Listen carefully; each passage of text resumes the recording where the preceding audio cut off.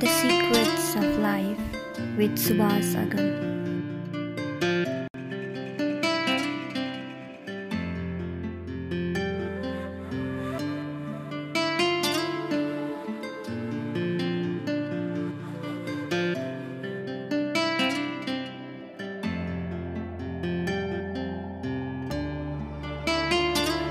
साहेब बन्दगी हजुरहरूलाई स्वागत छ। सद्गुरु सन्त शरण साहेबजीद्वारा स्थापित कबीर सन्त सत्सङ्ग मन्दिर सद्गुरु सन्त शरण आश्रममा हजुर यहाँ केही लिमिटेड मात्रामा भर्खरै कबीर साहित्यहरू मगाइएको छ। सद्गुरु श्री सिद्धहस्त लेखनीका धनी सद्गुरु अभिलाष साहेबजीका अधिकतम साहित्य, जसले चाहिँ आफ्नो विनम्रतापूर्वक पुस्तकमा अभिलाष दास लेख्नु भएको छ, तर हामी आदरपूर्वक चाहिँ उहाँलाई सद्गुरु अभिलाष साहेब भन्छौँ।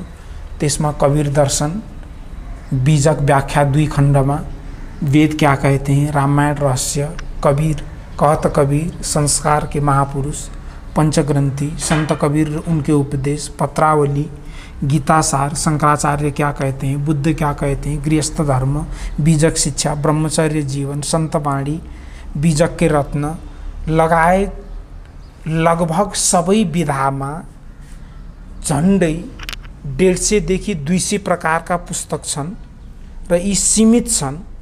हजुरहरू मध्येमा जो पढ्न चाहनुहुन्छ उहाँहरूको लागि स्वागत छ, लिन आउन सक्नुहुन्छ। धन्यवाद। साहेब बन्दगी। नमस्कार समादरणीय दर्शकवृन्द, स्वधर्म टिभीको प्रस्तुति कार्यक्रम द सिक्रेट्स अफ लाइफमा हजुरहरूलाई स्वागत गर्न चाहन्छु। आजको कार्यक्रममा हामीसँग हुनुहुन्छ यतीन्द्र साहेबजी, जसलाई यतीन्द्र दास पनि भनेर चिनिन्छ। उहाँ भारतबाट आउनुभएको एउटा विचरण गरिरहने फकीर सन्यासी हुनुहुन्छ र कबीर सन्त परम्परामा दीक्षित हुनुहुन्छ र आज हामीले उहाँलाई झम्सीखेलमा रहेको कबीर आश्रममा भेट गरेका छौँ। उहाँको जीवन, उहाँको यात्रा, उहाँको पुस्तकको बारेमा संवाद हुनेछ। आउनुहोस् उहाँलाई स्वागत गरौँ। कार्यक्रम में स्वागत है आपको। नमस्कार। साहेब बंदगी। साहेब बंदगी, कैसे हैं? कैसे आना हुआ नेपाल में? कब आए नेपाल में? अभी पिछले महीने की आखिरी तारीख को आए थे हम जी। जुलाई अगस्त 31 को जी। यहाँ पर एक बड़ा प्रोग्राम था संत कबीर संत सत्संग मंदिर झमसीखेल में। वहाँ से हमारे गुरुदेव रहे हैं सद्गुरु अभिलाष साहेब जी। आज तो वो नहीं हैं, 2012 में चले गए हैं। तो उनकी जगह पर जो वर्तमान प्रमुख हैं सद्गुरु धर्मेंद्र साहेब जी, उनका यहाँ पर लगभग 9 दिन का 10 दिन का प्रोग्राम था। अच्छा। तो उसमें आना हुआ था। उनके साथ तकरीबन 10-12 और गुरु भाई वगैरह सब आए हुए थे। हमने सुना कि आप एक अच्छे घर से आते हैं और धन सब चीज़ था घर में, फिर भी आप अकेले एक ही पुत्र थे जी, और उस सब को त्याग करके संत परंपरा में आए हैं। तो ये प्रश्न जाहिर सी है कि एक युवा जो आजकल का ज़माना, आज के ज़माने का युवा है और सब चीज़ था घर में, फिर भी वो सब त्याग करके चल पड़ा है एक गुरु के पीछे। ऐसा क्यों हुआ? इसके पीछे संस्कार हैं। हमारे घर में हमारे जो गुरुदेव, जिनका नाम भी मैंने लिया था सद्गुरु अभिलाष साहेब जी के, सद्गुरु अभिलाष साहेब जी, जो कि एक बहुत बड़े गुरुवर हुए हैं, न सिर्फ कबीर पंथ में बल्कि पूरी अध्यात्म परंपरा में। तो उनका आना जाना होता रहता था। साल में एक बार कम से कम जन्मभूमि के पास एक आश्रम है, करही भदर कहलाता है, तो वहाँ अक्सर आते थे अपने गुरुदेव जी के साथ। तो संतों के साथ शुरू से ही उठना बैठना हुआ है, साहचर्य हुआ है। इस तरीके से धीरे धीरे मन में एक ख्याल आया कि ऐसा जीवन तो कई दफ़ा किए होंगे, जॉब करते हुए और मैरिड लाइफ, फिर बच्चे कच्चे और एक परंपरा, फिर ये साधारण ज़िंदगी जो मानी जाती है वो तो जिए हैं, तो क्यों ना इस बार संतों के साथ जिया जाए। देखते हैं ये क्या करते हैं, क्या ढूंढते हैं, क्या खोजते हैं, आखिर कोई संत बनता है, इसलिए उधर निकल गए। और क्या अभी तक कितना साल से आप इस संत परंपरा में हैं? इस समय लगभग 25 साल से तो ज़्यादा निकल गया है। आपका उम्र अभी क्या हुआ? उम्र तो हम 1977 में पैदा हुए हैं। 1977? तो इतना छोटा उम्र है आपका, ज़्यादा तो उम्र नहीं। उम्र तो क्या। हाँ। और संतों से अब इतनी समय से जो चल रहे हैं, अभी कैसा लग रहा है? बढ़िया है। ये एक ऐसा जीवन होता है जो जी फ्री ऑफ माइंड, मतलब सब कुछ को देखते समझते हुए एक आज़ादी के साथ जीना, और अपनी जिम्मेदारी भी है खुद के लिए भी और दूसरों के लिए। तो इसे फकड़ाना जीवन तो कहा जाता है, और ये शायद एक सीमा के बाद हर व्यक्ति को लगता है कि एक ऐसा लाइफ जिया जाए जहाँ आज़ादी हो, आनंद हो, और सचमुच में वो जीवन जो अपना सोर्स ऑफ एनर्जी है उसकी खोज में हो, कि वाकई में क्या चीज़ है जिसकी वजह से हम यहाँ मौजूद हैं, और आने वाले कल में जब हम नहीं होंगे तो हम कहाँ होते हैं। तो इस तरह की कई चीज़ें हैं, स्पिरिचुअलिटी जिसको आप कहते हैं, तो उसकी खोज के पीछे जब लगा रहता है ये जीवन, मतलब एक टारगेट के साथ, एक गोल के साथ चल रहे हैं, तो फिर बड़ा मज़ेदार जीवन होता है ये जो संत परंपरा में आप अभी दीक्षित हैं, ये संत परंपरा के प्रणेता थे कबीर साहब। जी जी। तो कबीर साहब ने तो कभी भी किसी मजहब में जाने का, किसी एक कौम बनाकर उसमें रहने का, किसी एक कोठा बना के कोठे में रहना, अरे कहना कि ये हमारा ये परंपरा है, ऐसा चीज़ों को तो उन्होंने पूरा तरह से पूरी तरीक़ा से काट दिया था। मतलब वो किसी भी मज़हब के संबंध में, किसी भी कौम के संबंध में, किसी भी एक परंपरा, एक जो झुंड बना के लोग रहते हैं, ऐसे इसको तो उन्होंने कभी सपोर्ट नहीं किया था। तो आपको क्या लगता है अभी जो कबीर परंपरा ये चल पड़ी है, इसमें भी तो कहीं न कहीं कबीर का जो कहते थे उसका तो सही अर्थ में पालन तो नहीं हुआ है? देखिए, शुरुआती दौर में किसी भी चीज़ को आप करते हैं तो कुछ स्टेप्स उठाने पड़ते हैं। यहाँ तक कि हवाई जहाज़ को भी जब उड़ना होता है तो रनवे पे दौड़ लगाता है, जबकि ये उसके फितरत के खिलाफ है कि वो ज़मीन पर दौड़े, उसका काम नहीं है, लेकिन दौड़ना पड़ता है कुछ मिनट के लिए। उसके बाद वो फिर अपनी ज़िंदगी में आ जाती है और आराम से आसमान में उड़ती है। तो बस यही कहानी है। शुरुआती दौर में कुछ समझ के लिए, कुछ जानने के लिए, जब तक हम गुरु के दरबार में नहीं होंगे, उन लोगों के साथ नहीं होंगे जो जानकार हैं, जिनकी पहुंच इस दुनिया से कहीं और की है, जो हम जानते हैं उस दुनिया से परे एक और दुनिया है, वहाँ की है, तो उन लोगों की संगत चाहिए। इसलिए सदगुरु कबीर साहब ने संगत पर बहुत जोर दिया है। संगत की जय साधु की, बस यही आधी लाइन ही काफ़ी है, चार अर्धाली की। संगत से सुख उपजे, कुसंगत से दुख होए, कहें कबीर तहाँ जाइए जहाँ अपनी संगति होए। तो ये एक बंधन है, एक घेरा है। कुंभ ही बांधा जल रहे, जल भी न कुंभ न होए।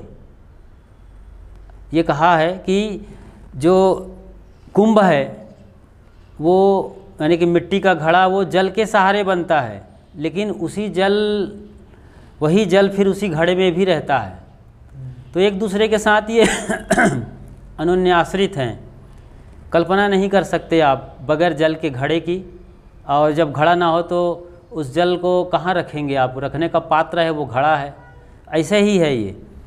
दिखता ज़रूर है कि हम ग्रुप में हैं, समूह में हैं, किसी संस्था में हैं, लेकिन वो व्यवहार चलाने भर के लिए है, बाकी आप होते हुए भी नहीं होते हैं। ये स्पिरिचुअलिटी की अंतिम सच्चाई है, हैं मगर हैं नहीं।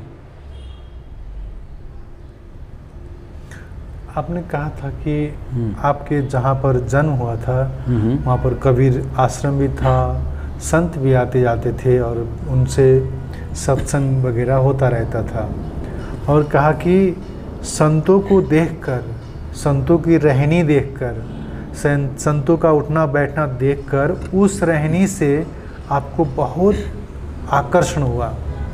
वो क्या है जो आकर्षण करता है वो संत में?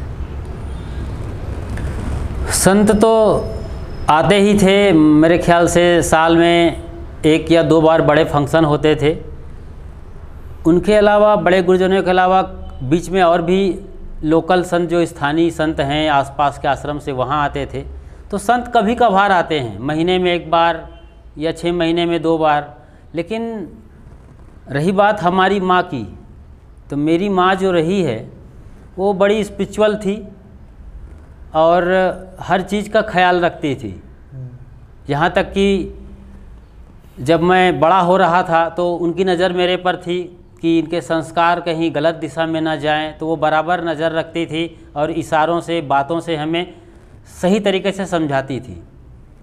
तो इस तरीके से जो उनका संस्कार मिला, मुझे ऐसा लगता है कि घर का और बाकी संत समाज का ऐसा परिवेश मिला, जो ऐसा कल्चर मिला कि सचमुच में जो भी बेस्ट होने वाला है उस दिशा में कदम अपने आप बढ़ते चले गए। जो हम कर सकते हैं अच्छा, जो मुझसे जो कुछ बेस्ट हो सकता है, ये ऑटोमेटिक चलने लगता है। जब आप कोई धारा पकड़ लेते हैं, जैसे कि आपके यहाँ नदी को धारा कहा जाता है, वो जब गति पकड़ लेती है धारा, तो अपने आप रास्ता खोजती है। उसे किसी GPS सिस्टम की ज़रूरत नहीं पड़ती, किसी साइन बोर्ड की और किसी की एड्रेस की, गूगल मैप की, धारा चलती है। बस ऐसे ही है ये। तो माँ या घर का अच्छा खासा रोल रहा है। वहाँ पर अभिलाष साहेब जी ज़्यादातर जाते रहते थे? जी हाँ, साल में 1 बार बड़ा फंक्शन होता था। उस फंक्शन में सदगुरु अभिलाष साहेब जी अपने गुरुदेव सदगुरु राम सूरत साहेब जी के साथ आते थे। उनके गुरु अयोध्या में बैठते थे और हमारे गुरुदेव अभिलाष साहेब जी इलाहाबाद में बैठते थे, जो कि अब प्रयागराज कहलाता है। मैं यही पूछना चाहता हूँ फिर भी, एक संत में होता क्या है जो लोगों को आकर्षक लगता है? आपने एक सवाल किया था अभी थोड़ी देर पहले, उसका उत्तर मुझे देना चाहिए। आपने ये पूछा था कि आखिर क्या लगा उन संतों में, कैसे आकर्षित हो गए जी। तो इसका तो ऐसे शब्दों में इसका शब्दों में बयान करना थोड़ा मुश्किल काम है जी। लेकिन उनके अंदर जो ऐसी छवि है, उनकी जो सादगी है, चलने का, बोलने का जो अंदाज है, एकदम शांतिप्रिय ढंग से जो बोलते थे, सहजता से जीते थे, ज़्यादा किसी की ज़रूरत नहीं किसी चीज़ की, प्राणी पदार्थ और परिस्थिति की, जो है सहज में उसमें जी लेने के जो उनके भाव रहे हैं। तो ये जो मस्तानगी है, बेफिक्र जीवन है संतों के, कोई टेंशन डिप्रेशन नहीं है, बहुत लंबी सोच नहीं है, सामने है जो वक्त मिला है उसको जी लेना। तो इसको एक वर्ड में हम कहें तो जो वो जाग करके जीते थे, एक सजग हो करके अच्छी समझदारी के साथ वो जीते हैं। तो यही चीज़ उनके चेहरे में, उनकी एक्टिविटीज़ में, उनके हर हाव भाव में झलकते हैं। ये हमें बहुत पसंद आया। तो इस तरीके से हम करीब होते चले गए। और आज आप ज़्यादातर कहाँ पर रहते हैं? हाँ। वैसे तो हमने सुना है कि आप घूमते रहते हैं ज़्यादातर, फिर भी आप ज़्यादा समय? हाँ, मैं अभी पिछले साल भर पहले से पिछले 5 साल तक नागपुर में था जी।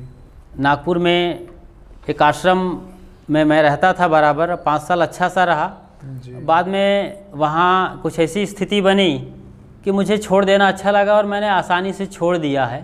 अच्छा। और एक और अच्छी संभावना है कहीं पर, तो वहाँ पर हम जाने की सोच रहे हैं। बहुत जल्द ही उसकी भी खबर आ जाएगी। एक बढ़िया आश्रम हमें मिलने की बात हो रही है। यदि सब कुछ संयोग है तो हम चाहेंगे कि वहाँ जाके बैठें। और रही बात फक्कड़ तरीके से घूमने की, तो ये फितरत मेरी शुरू से ही है। इसीलिए शायद मेरे गुरुदेव सदगुरु अभिलाष साहब ने मेरा नाम यतीन्द्र रखा है। यतीन्द्र मतलब जो त्यागी हो, फक्कड़ हो, जिनको ज़्यादा लेन देन ना हो किसी जगह और ज़मीन से। तो इस तरीके से जो फक्कड़ाना, फ़कीराना और एक तरीके से यायावर जीवन जीता हो खोज में। और आप जानते हैं कि मेरा एक चैनल है खुशहाल ज़िंदगी, उस पर मैं ऐसे ही घूम घूम कर अलग अलग सब्जेक्ट के कंटेंट डालता रहता हूँ। लोग काफ़ी पसंद करते हैं। पिछले 2-2.5 महीने के अंदर अंदर मैं घूम कर आया। वहाँ दार्जिलिंग गया था, उसके बाद इधर हरिद्वार के इलाके में आया और अब जाकर के फ़िलहाल नेपाल में हूँ। अच्छा। तो मेरे साथी मजाकिया तौर पर पूछते हैं, हमारे एक साथी पूछ रहे थे कि आप पूरी दुनिया घूमने वाले हैं क्या? हमने कहा मौका हो तो क्यों नहीं घूमा जाए। कबीर साहब ने भी पूरी दुनिया घूम कर देखा था। देश विदेशे हों फिरा, गांव गांव की खोरी, ये कबीर साहब ने अपनी मौलिक रचना बीजक में कहा है। वो ज़माना तो और भी पैदल का था, आजकल तो काफ़ी साधन सुविधा है। तो चल रहा है। आश्रम में बैठता हूँ और काफ़ी दिन रहा हूँ सदगुरु अभिलाष साहब जी के साथ। लगभग 12 से 15 साल कबीर पारक संस्थान इलाहाबाद में रहा हूँ, वहाँ के संतों के साथ, जहाँ हम करीब 70 की तादाद में बैठते थे। अच्छा, ये बात बताइए, आपका हमने तस्वीर देखें, हाँ काफ़ी जगह पर गए हैं आप, और कैसा अनुभव रहा है आपका जो ये घूमते हैं, जगह जगह पर जाते हैं, संतों को मिलते हैं, आश्रम में रहते हैं, फिर लोगों को भी मिलते हैं जी। कैसे कैसे लोगों को मिलना हुआ, कैसे कैसे संतों का मिलना हुआ?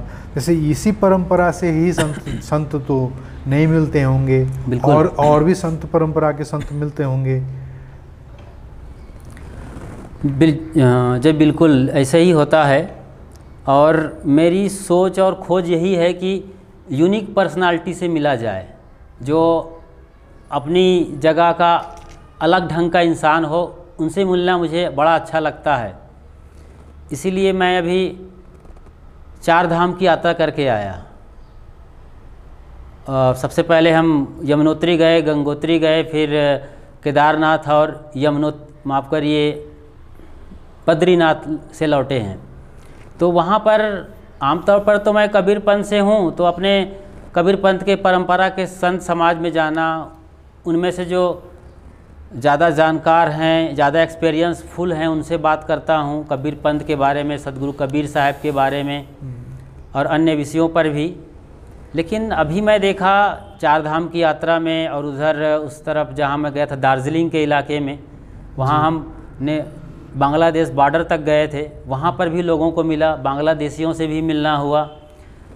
तो जैसे कि आप जानते हैं, तमाम रंगों की माला गले में सुशोभित होती है, कितना अच्छा लगता है। रेनबो या इंद्रधनुष, कलरफुल लाइफ होनी चाहिए।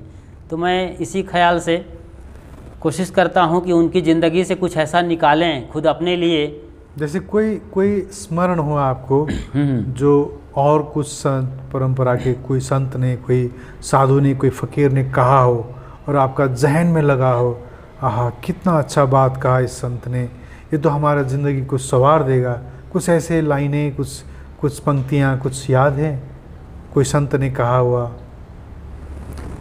हाँ, जाते हैं तो इस तरीके से संत गुरुजन तो मिलते हैं। और जिस तरीके से आप सवाल कर रहे हैं, ऐसी बात पर हम यदि गौर करें कि कबीर पंथ के अलावा जो कोई ऐसा पर्सन हो, कोई ख़ास संत हो, तो 4 धाम में ही मैं अभी ताज़ा लौट कर आया हूँ, पिछले महीने 1.5 महीने पहले। और उसकी वीडियो भी मैं अभी अपलोड कर रहा हूँ। आज या कल में मैं यमुनोत्री की जो पहली यात्रा हुई है, उसकी बाकायदा एक वीडियो कल ही रेडी किया है, वो अपलोड करने वाला हूँ आज शाम को।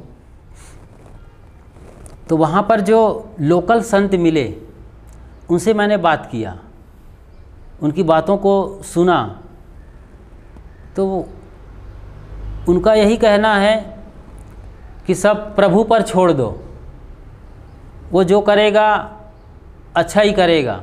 तो ये जो बेफिक्री का जीवन है ये बढ़िया चीज़ है। यहाँ कोई प्रभु है कि नहीं है इस पे नहीं जाना है, उस प्रभु के नाम पर जो वो बेफिक्र हो के जी रहा है, कोई अपने पर लोड नहीं ले रहा है और जो मिलता है सहज जी रहा है। ये बहुत अच्छा लगा मुझे उनका ये लाइन सुन कर की, बस आनंद से हैं और उनके चेहरे पे झलक भी रहा था, तो ये अच्छा लगा मुझे। बाकी तो हमारे जो संत गुरुदेव हैं अपनी परंपरा के, वो तो काफ़ी गहरे से बात करते हैं, अध्यात्म की बात करें या बीजक की या धर्म की, तो वो तो काफ़ी पहुँचे हुए संत हैं जी।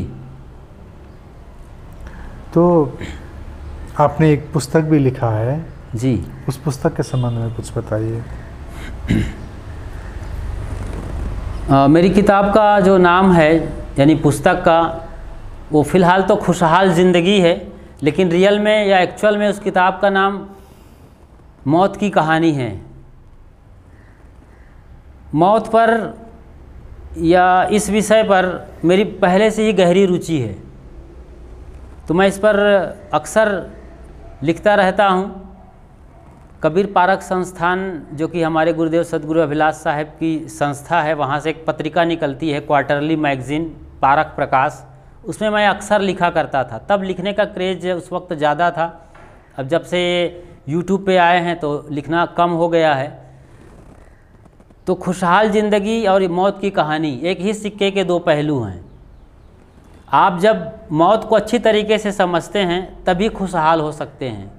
आप ये सोचते हैं कि ये भी जाने वाला है जो मेरे सामने है, ये पल कल परसों और बरसों सब बीतने वाला है, चाहे वो बीवी हो या फिर टीवी हो, सब जाने ही वाली है। इस ख्याल से आप बैठते हैं तो सचमुच में उस चीज़ को समझ पाते हैं सही तरीके से, तब ज़िंदगी आपकी खुशहाल होती है।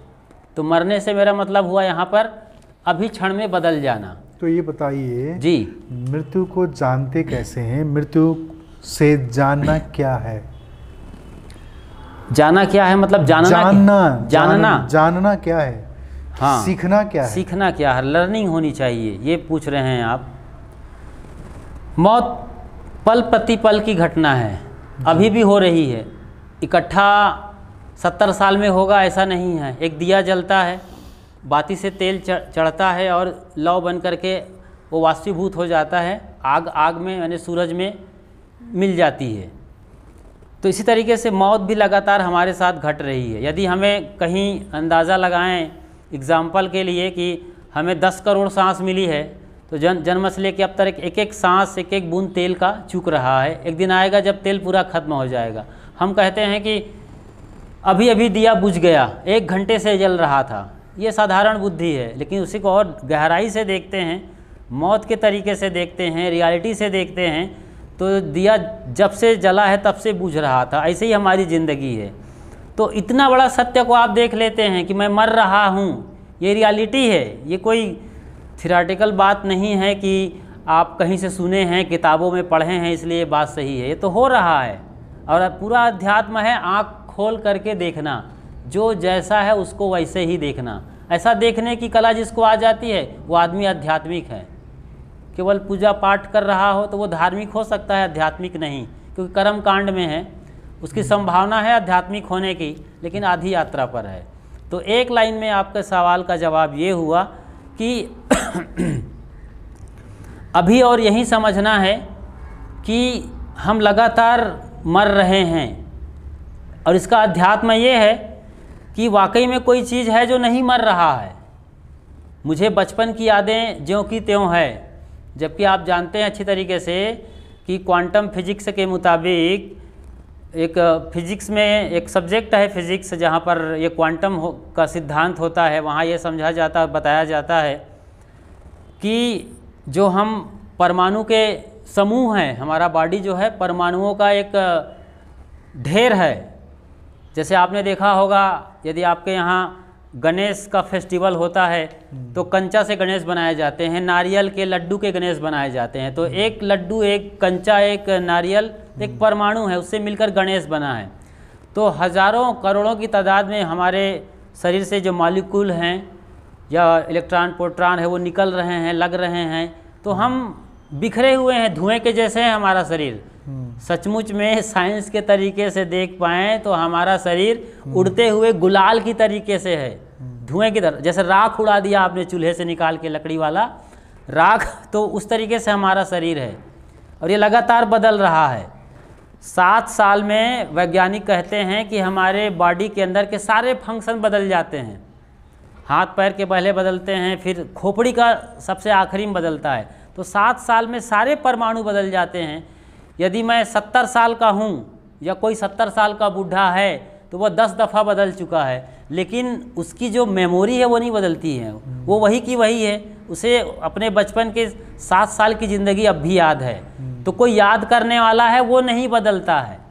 ये बड़ा फ़र्क है। यही अध्यात्म की रीढ़ है। इसी को जानना है कि कौन है जो जानता है सबको फिर भी नहीं बदलता है, वो कौन है जो चेंजेबल नहीं है, अपरिवर्तनशील है, लगातार स्थिर है। इसको हमें जानना चाहिए। तो ऐसी बातें हैं। तो इस पुस्तक में मृत्यु को जानने का कोई तरकीब, जैसे आपने जो अभी कहा है फिलोसॉफिकली बता दिया, ठीक। और इसको और जैसे हम देखते हैं कि आर्य घाट में जब जाते हैं, हाँ, लोग जल रहे हैं, मर रहे हैं, तो वहाँ पर जाते हुए कोई जलती हुई चिता को देखते हुए ऐसा लगता है कि हाँ सचमुच मैं भी मरने वाला हूँ। लेकिन जब वहाँ से निकलते हैं बाहर बाज़ार में, फिर सब भुला जाता है। तो ऐसा क्या करें, ऐसा साधना, ऐसा विधि क्या करें जो सतत निरंतर आपको स्मरण होता रहे कि हाँ मैं भी जाने वाला हूँ, इसीलिए मुझे संभल के चलना चाहिए। बहुत बढ़िया सवाल किया आपने। मतलब ये हर किसी को पूछने चाहिए अपने आप से, अपने बड़ों से, बुज़ुर्गों से, जानकारों से। ऐसा सवाल है। जब हम किसी आर्य घाट की बात कर रहे थे आप, मैं आर्य घाट में गया हूँ और वहाँ पर भी मैंने एक वीडियो बनाया है अपने चैनल में कि स्वर्ग जाने के 2 रास्ते किस तरीके से हम जा सकते हैं। क्योंकि वहाँ पर कल्पना है कि वहाँ जो मरेगा, लोग बूढ़े वहाँ पर आकर रुकते हैं और कोशिश करते हैं कि यहीं शरीर छूटे तो हम स्वर्ग जाएंगे, या जिनको जलाया जाता है उनके लिए स्वर्ग की मान्यता है। इस वजह से हमें ये नज़ारे देखने को मिलते हैं। नदी का किनारा है, पौराणिक ढंग से भी होता रहा है, वो बदस्तूर आज तक जारी है।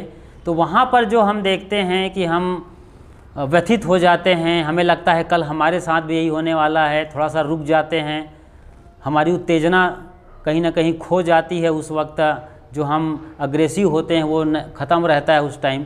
तो ये मरघटिया वैराग कहलाता है, मरघट में आया हुआ कुछ पल का वैराग।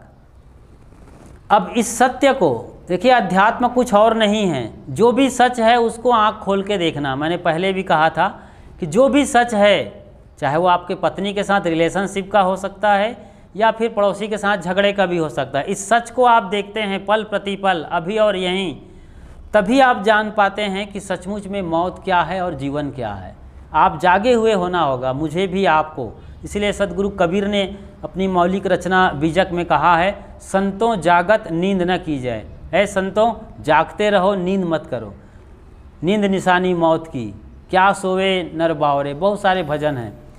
तो एक लाइन में आपके सवाल का जवाब यही होगा कि आपको और मुझे, यानी हम सबको जाग कर जीना होगा। जो मैं कर रहा हूँ, जो मैं बोल रहा हूँ, जो मुझसे एक्टिविटीज़ हो रही है, जो कुछ भी अभी मेरे साथ आसपास घट रही है, उन सब के साथ, उन सब के संग जागे रहना। एक जिसको बोलते हैं कि चॉइसलेस अवेयरनेस, आप जागे हो, सहज भाव में जगे हुए हो। और यही सहजता ही, यही जागरूकता ही अध्यात्म है। और अध्यात्म की शुरुआत कहो, अंत कहो, यही है। तो फिर आप सब देख रहे हैं इस सत्य को।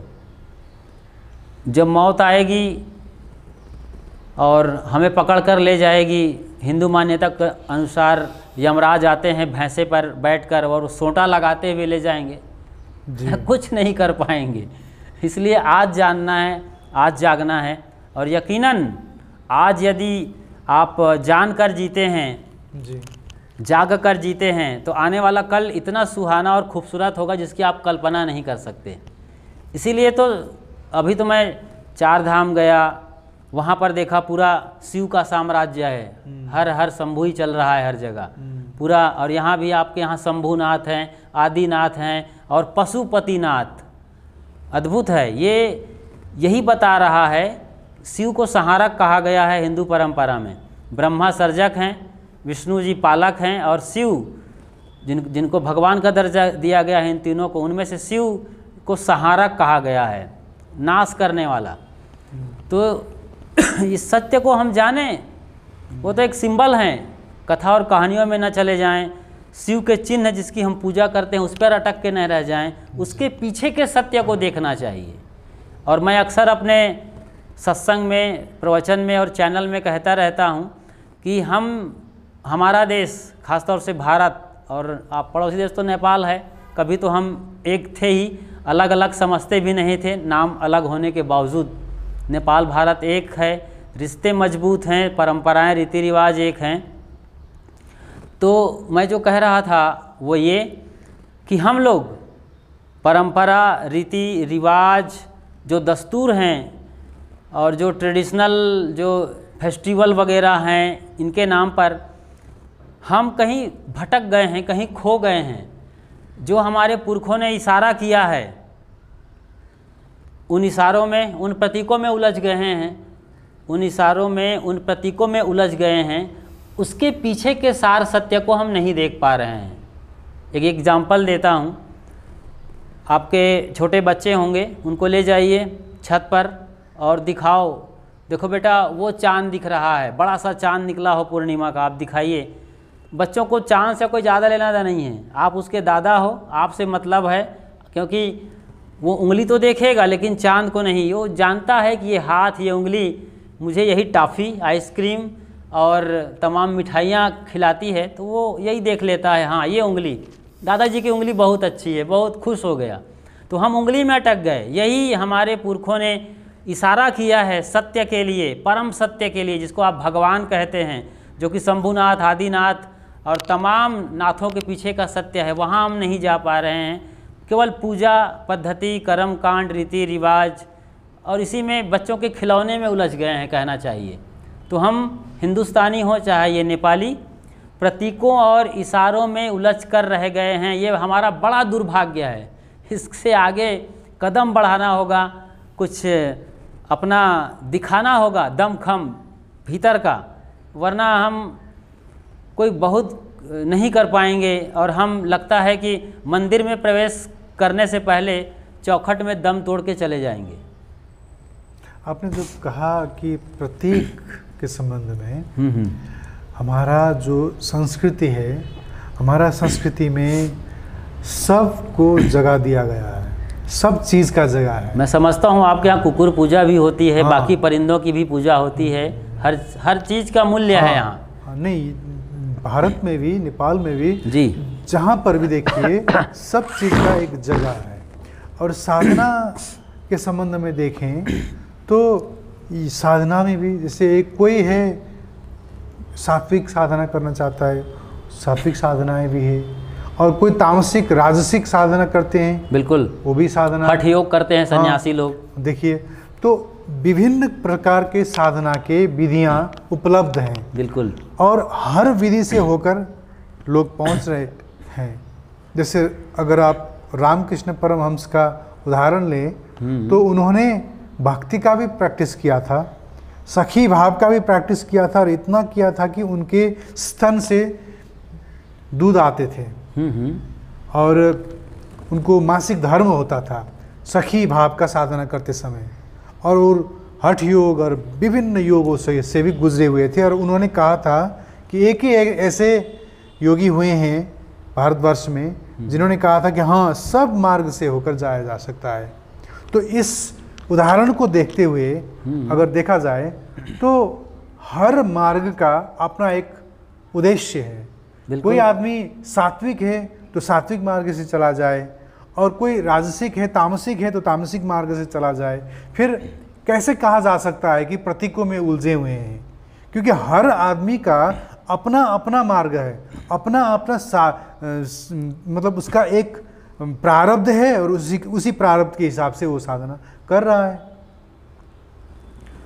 देखिए, प्रारब्ध का मतलब होता है पीछे किया हुआ, यानी हमने ही किया है, हमारा ही रिकॉर्ड है, हमारा ही कर्मों का हिसाब है जी। उसके द्वारा हम अभी प्रेशर से, धक्के से हम आगे बढ़ रहे हैं, वो काम कर रहा है जी। तो हमारा ही किया धरा है, आज करें चाहे पीछे किए हैं चाहे बाद में करें, तो कर्मों का फल है। जब हर आदमी अपने अपने हिसाब से, अपने अपने सोच और अपने अपने रुचि के हिसाब से साधना कर रहा है और उससे पहुंचा भी जा रहा है, तो हम क्या ऐसा कह सकते हैं कि लोग प्रतीकों में उलझे हुए हैं?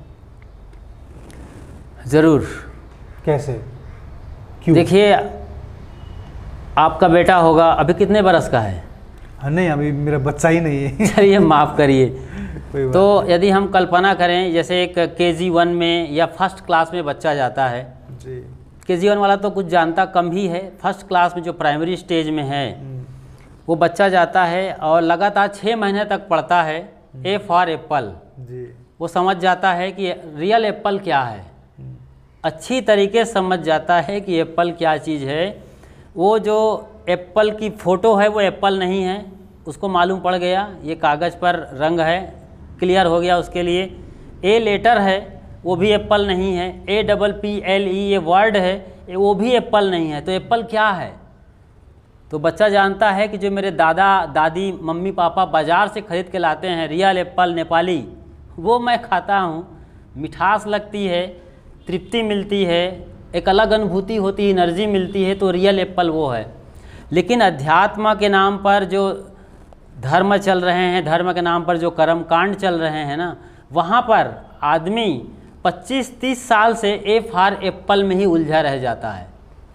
सबके साथ होता हो ऐसा मैं नहीं कहता, और मैं ये भी कह रहा हूँ आपके साथ मैं भी यहाँ पर हूँ कि जो भक्ति मार्ग है वो आखिरकार ज्ञान मार्ग में तब्दील होता है।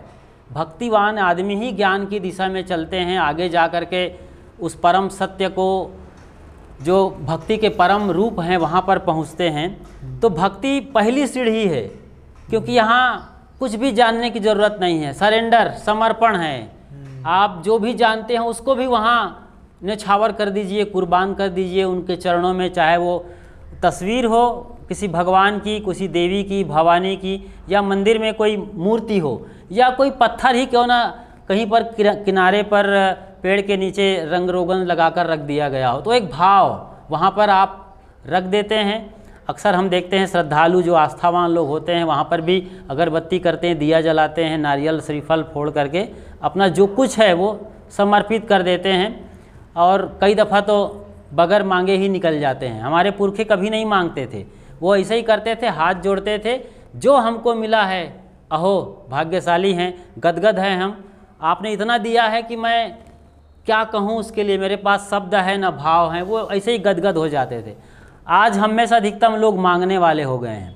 तो भक्ति का जो स्वरूप है, अपने को लीन कर देना, लीनता, ये भी आत्मबोध की तरफ जा रहा है, अहंकार विसर्जित हो रहा है।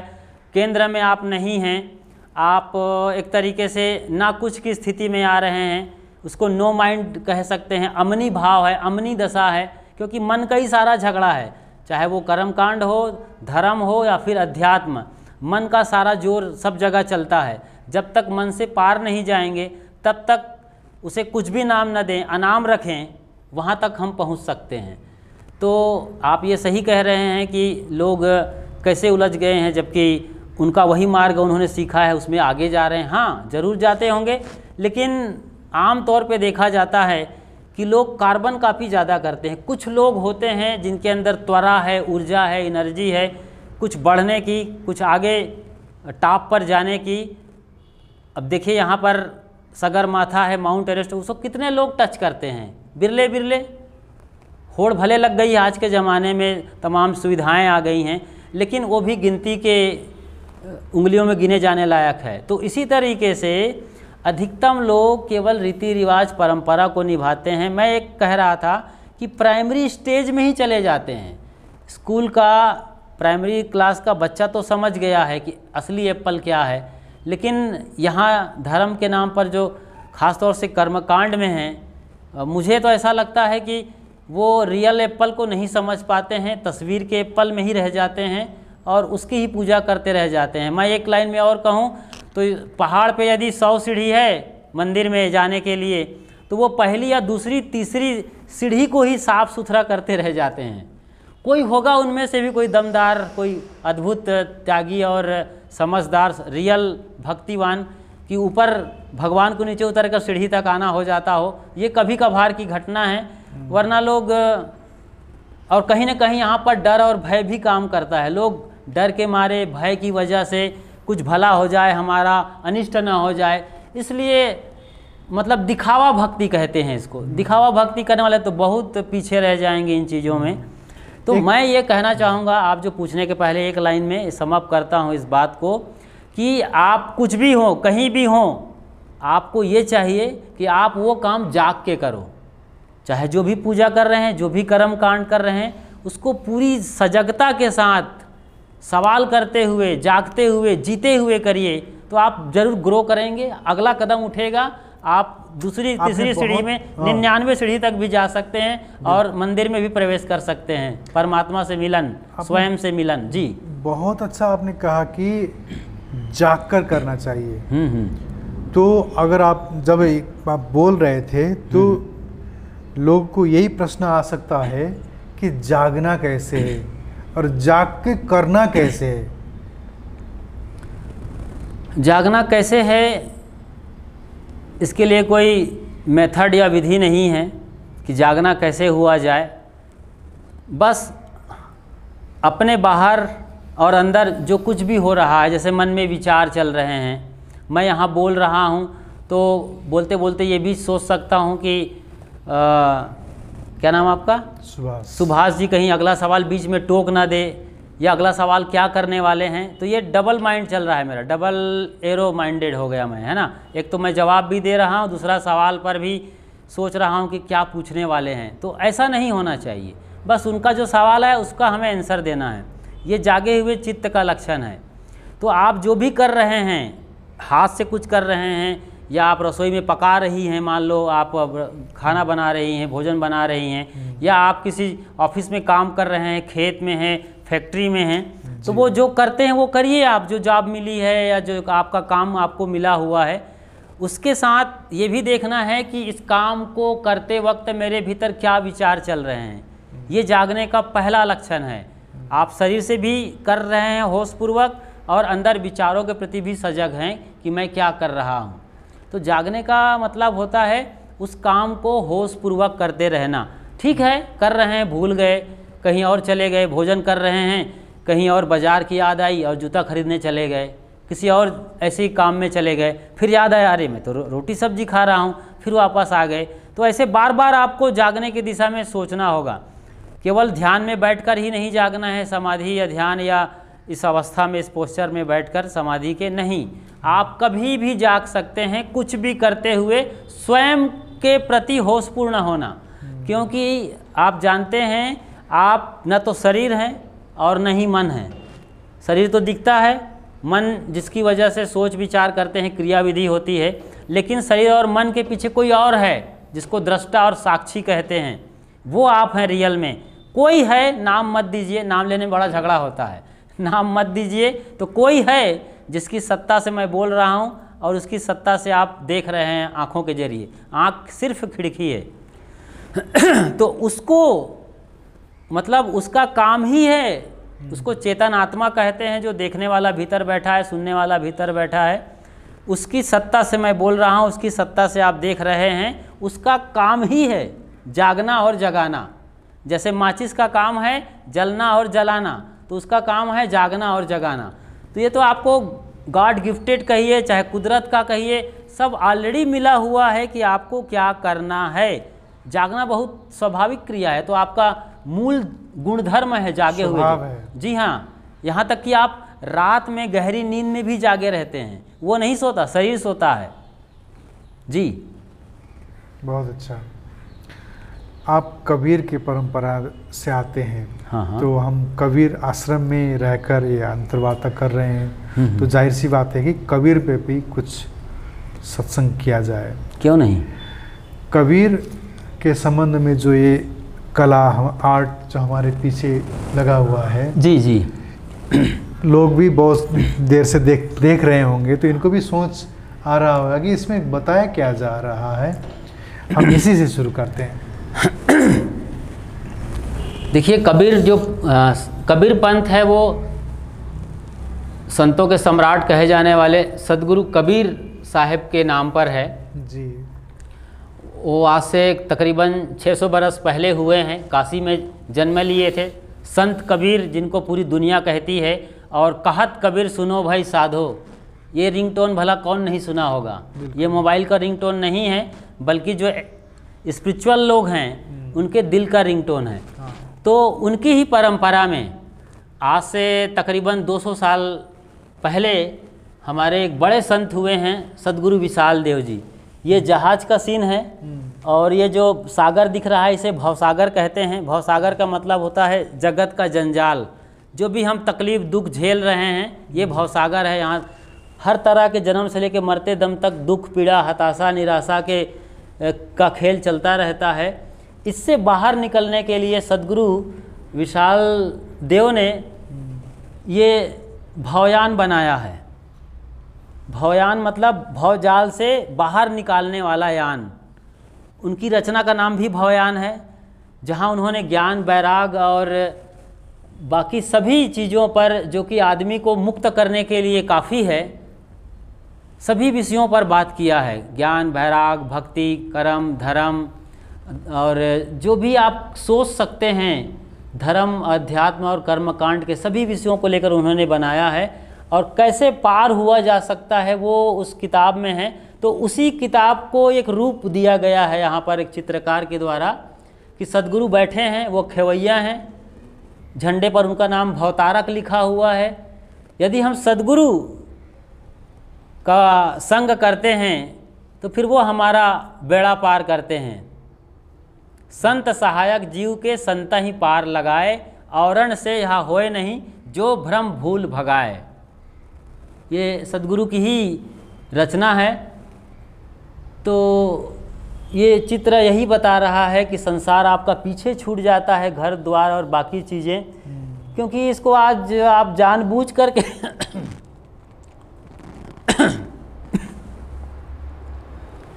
क्योंकि आप इनको मेरे खांसी पहले से ही है। अच्छा। जल लेना चाहिए? नहीं, वो काम नहीं करेगा, ले लेता हूँ।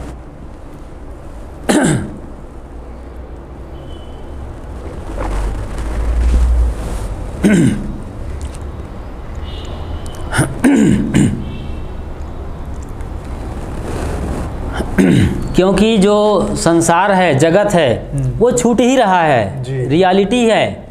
आखिरकार हम मरते हैं तो छूट ही जाता है, या तो हम छूट जाते हैं या तो फिर संसार छूट जाता है।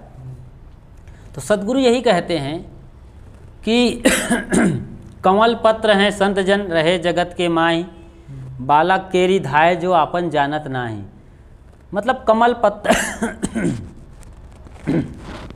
कमल पत्ते की तरीके से आपको रहना है। कमल का फूल जो है तालाब में खिलता है, पत्ता पानी पर होता है। कहते हैं कि और यदि तालाब में पानी भर दिया जाए तो कमल का नाल जो डंडी और ऊपर उड़ जाती है, मगर वो पत्ता पानी में भींगता सड़ता गलता नहीं है। उसे पानी भी डालते हैं तो मोती के तरीके से ढुलक जाता है। बस ऐसे ही मैं अभी चर्चा कर रहा था, जाग कर जीना, होश पूर्वक जीना, यहाँ भी वही चीज़ें हैं। आप जाग कर जी रहे हैं तो अपने आप संसार छूटा हुआ है, केवल रिश्ता निभाने के लिए आप वहाँ पे हो, बस आपका फर्ज है वो अदा करते रहिए। बाकी संसार आप छोड़ो ना छोड़ो वो छूटा ही हुआ है, रियल में ही छूटा हुआ है। तो इस सत्य को समझ के चलते हो तो आप जल्दी से जल्दी संसार में होते हुए भी आप वैसे ही जी सकते हो जैसे बड़े घरानों में धाय आती है, आया।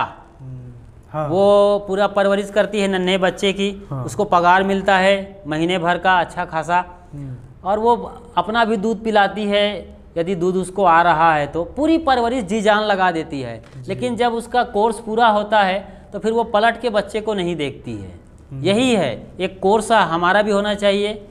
कोई भी यदि आप बाल बच्चेदार हैं, घर में रहते हैं आप यदि दादा बन गए हैं तो अब दादागिरी करने का कोई मतलब नहीं है।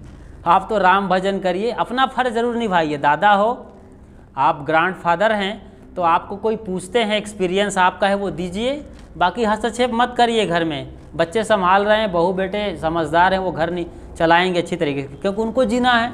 आपका तो आखिरी चरण आ गया है, तो इस तरीके से आप छोड़ करके जीते हो तो आपको ज़्यादा इज्जत मिलेगी, रोटी भी ज़्यादा मिलेगी, दवाई भी अच्छी मिलेगी और लाइफ भी और ज़्यादा हो सकती है आपकी। एक्स्ट्रा लाइफ आप जी सकते हैं, बशर्ते आप इन्वॉल्व हो करके, रोध हो करके, मतलब एक कहने के चाहिए पिन मार मार के आप जी रहे हो तो आप खुद परेशान रहोगे। इससे यही है भवसागर से तरने का, यही चीज़ें वहाँ। जी, आपने बहुत अच्छा कहा कि अगर जाग के जिया जाए, असल तरीके से देखा जाए, हाँ। तो ये संसार कभी जुड़ा ही नहीं है, ना छुटा ही हुआ है। छुटा ही हुआ है। बहुत अच्छा कहा आपने। एक बात एकदम वैयक्तिक अपना ही बात बताइएगा। इतने अरसों से, इतने वर्षों से आप इस साधना में लगे हुए हैं, बहुत से संतों से मिलना हुआ है। जी हाँ, बहुत से संतों का, बहुत से अमृत वाणियाँ सुन भी रहे हैं, पढ़ भी रहे हैं। कबीर का वाणी पढ़ते हैं, कबीर के इतने पुस्तकें हैं वो पढ़ते हैं, टीकाएँ हैं वो पढ़ते हैं, साधना भी कर रहे होंगे। तो आज जब हमारे आगे आप इस कुर्सी में बैठ रहे हैं तो याद कीजिएगा उस लड़के को जो ये सफ़ेद पहनता नहीं था, उस लड़के में और इस लड़के में क्या अंतर है? हाँ, जैसे कि वो एक और तस्वीर थी, लेकिन मैं समझता हूँ तो कि मतलब खाली कपड़ा ही रंगा हुआ है, अंदर से बताइएगा, देख के बताइएगा कि कपड़ा रंगा है, रंग गया, अंदर से कितने रंग गए होंगे? अपने आप को अंदर से झांक के बताइए। जी बिल्कुल, ये हमारे पूर्व जीवन की बात कर रहे हैं। बढ़िया सवाल किया आपने, क्योंकि आपके पास भी एक अच्छा अनुभव है संतों के साथ बैठने का, और आपका नाम सुभाष, तो उसका मीनिंग ही होता है जो अच्छी भाषा बोलता हो, मीठी भाषा। मेरी आवाज़ से आपकी आवाज़ कम है और बढ़िया बोलते हैं, अच्छी भाषा है, अच्छी समझ है। आपका नाम यथा नाम तथा गुण भी नज़र आ रहा है। सवाल भी बेहतरीन है। इसमें एक बढ़िया सवाल आपने पूछा है कि पूर्व जीवन का और अभी के जीवन का क्या फ़र्क आया है, या मामला वही है, केवल कपड़े का फ़र्क आया है। तो मैं यही कहता हूँ कि सचमुच में कपड़े का ही फ़र्क आया है। वो इसलिए कि मैं घर में भी इसी अंदाज का था। अच्छा, ये मैंने शुरू में जिक्र किया अपनी माँ का, घर वालों का, ख़ासतौर से माँ बाप का। तो बहुत कुछ तो मेरी माँ ने और पिताजी ने मिलकर मुझे संवार दिया था। अच्छा, और बड़ी इंटरेस्टिंग इसकी स्टोरी है कि मुझे घर से निकलने का। बताइए। वो ज़रूर सुनना चाहिए, शायद मैं पहली बार किसी चैनल या टीवी पर बोल रहा हूँ। ये बताइए। हमारे घर में एक और बड़े संत हो गए हैं, बल्कि 2-3 संत हो गए हैं मेरे घर में। अच्छा। एक तो मेरे बड़े दादाजी थे संत श्री धर्म साहिब जी। उसी के आश्रम में सदगुरु अभिलाष साहिब जी आया करते थे। वो मेरे गांव से बिल्कुल लगा हुआ है। अच्छा। जी हाँ, ये छत्तीसगढ़ में आता है, मध्य प्रदेश का हिस्सा था छत्तीसगढ़। तो मिडिल इंडिया का छत्तीसगढ़ है, वहाँ पर एक दुर्ग और भिलाई का स्टील प्लांट होगा, BSP प्लांट।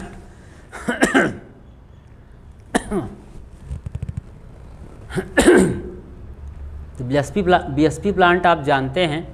तो उसी में एक नया ज़िला बालोद है, वहीं पर करी बदर आश्रम, और वहाँ से मेरा गांव लगा हुआ है सांकरा। मेरे गांव में और भी संत हुए हैं संत योगेंद्र साहब और उसके भाई जितेंद्र साहब अभी भी हैं। तो मेरे घर से एक बड़े संत हुए हैं। उसके अलावा एक और संत हुए हैं जो अभी भी हैं, सूरत में बैठते हैं, संत श्री गुरुभूषण साहब जी। यहाँ आए थे, शायद आप मिले होंगे, याद करिए उनको। गोरे गोरे से हैं, चश्मा लगाते हैं, ज़्यादा ऊंचे कद के नहीं हैं। अच्छा। बड़ी मीठी आवाज़ है उनकी। वो मेरे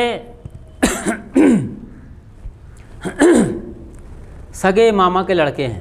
अच्छा। तो एक बार वो आए थे जहाँ पर पिताजी मेरी स्कूली पढ़ाई करवाते थे, मतलब टीचर रहे हैं। तो वो एक जगह रह रहे थे, वहाँ पे आए थे। सुबह आए अपने एक साथी के साथ, बाइक से आए थे।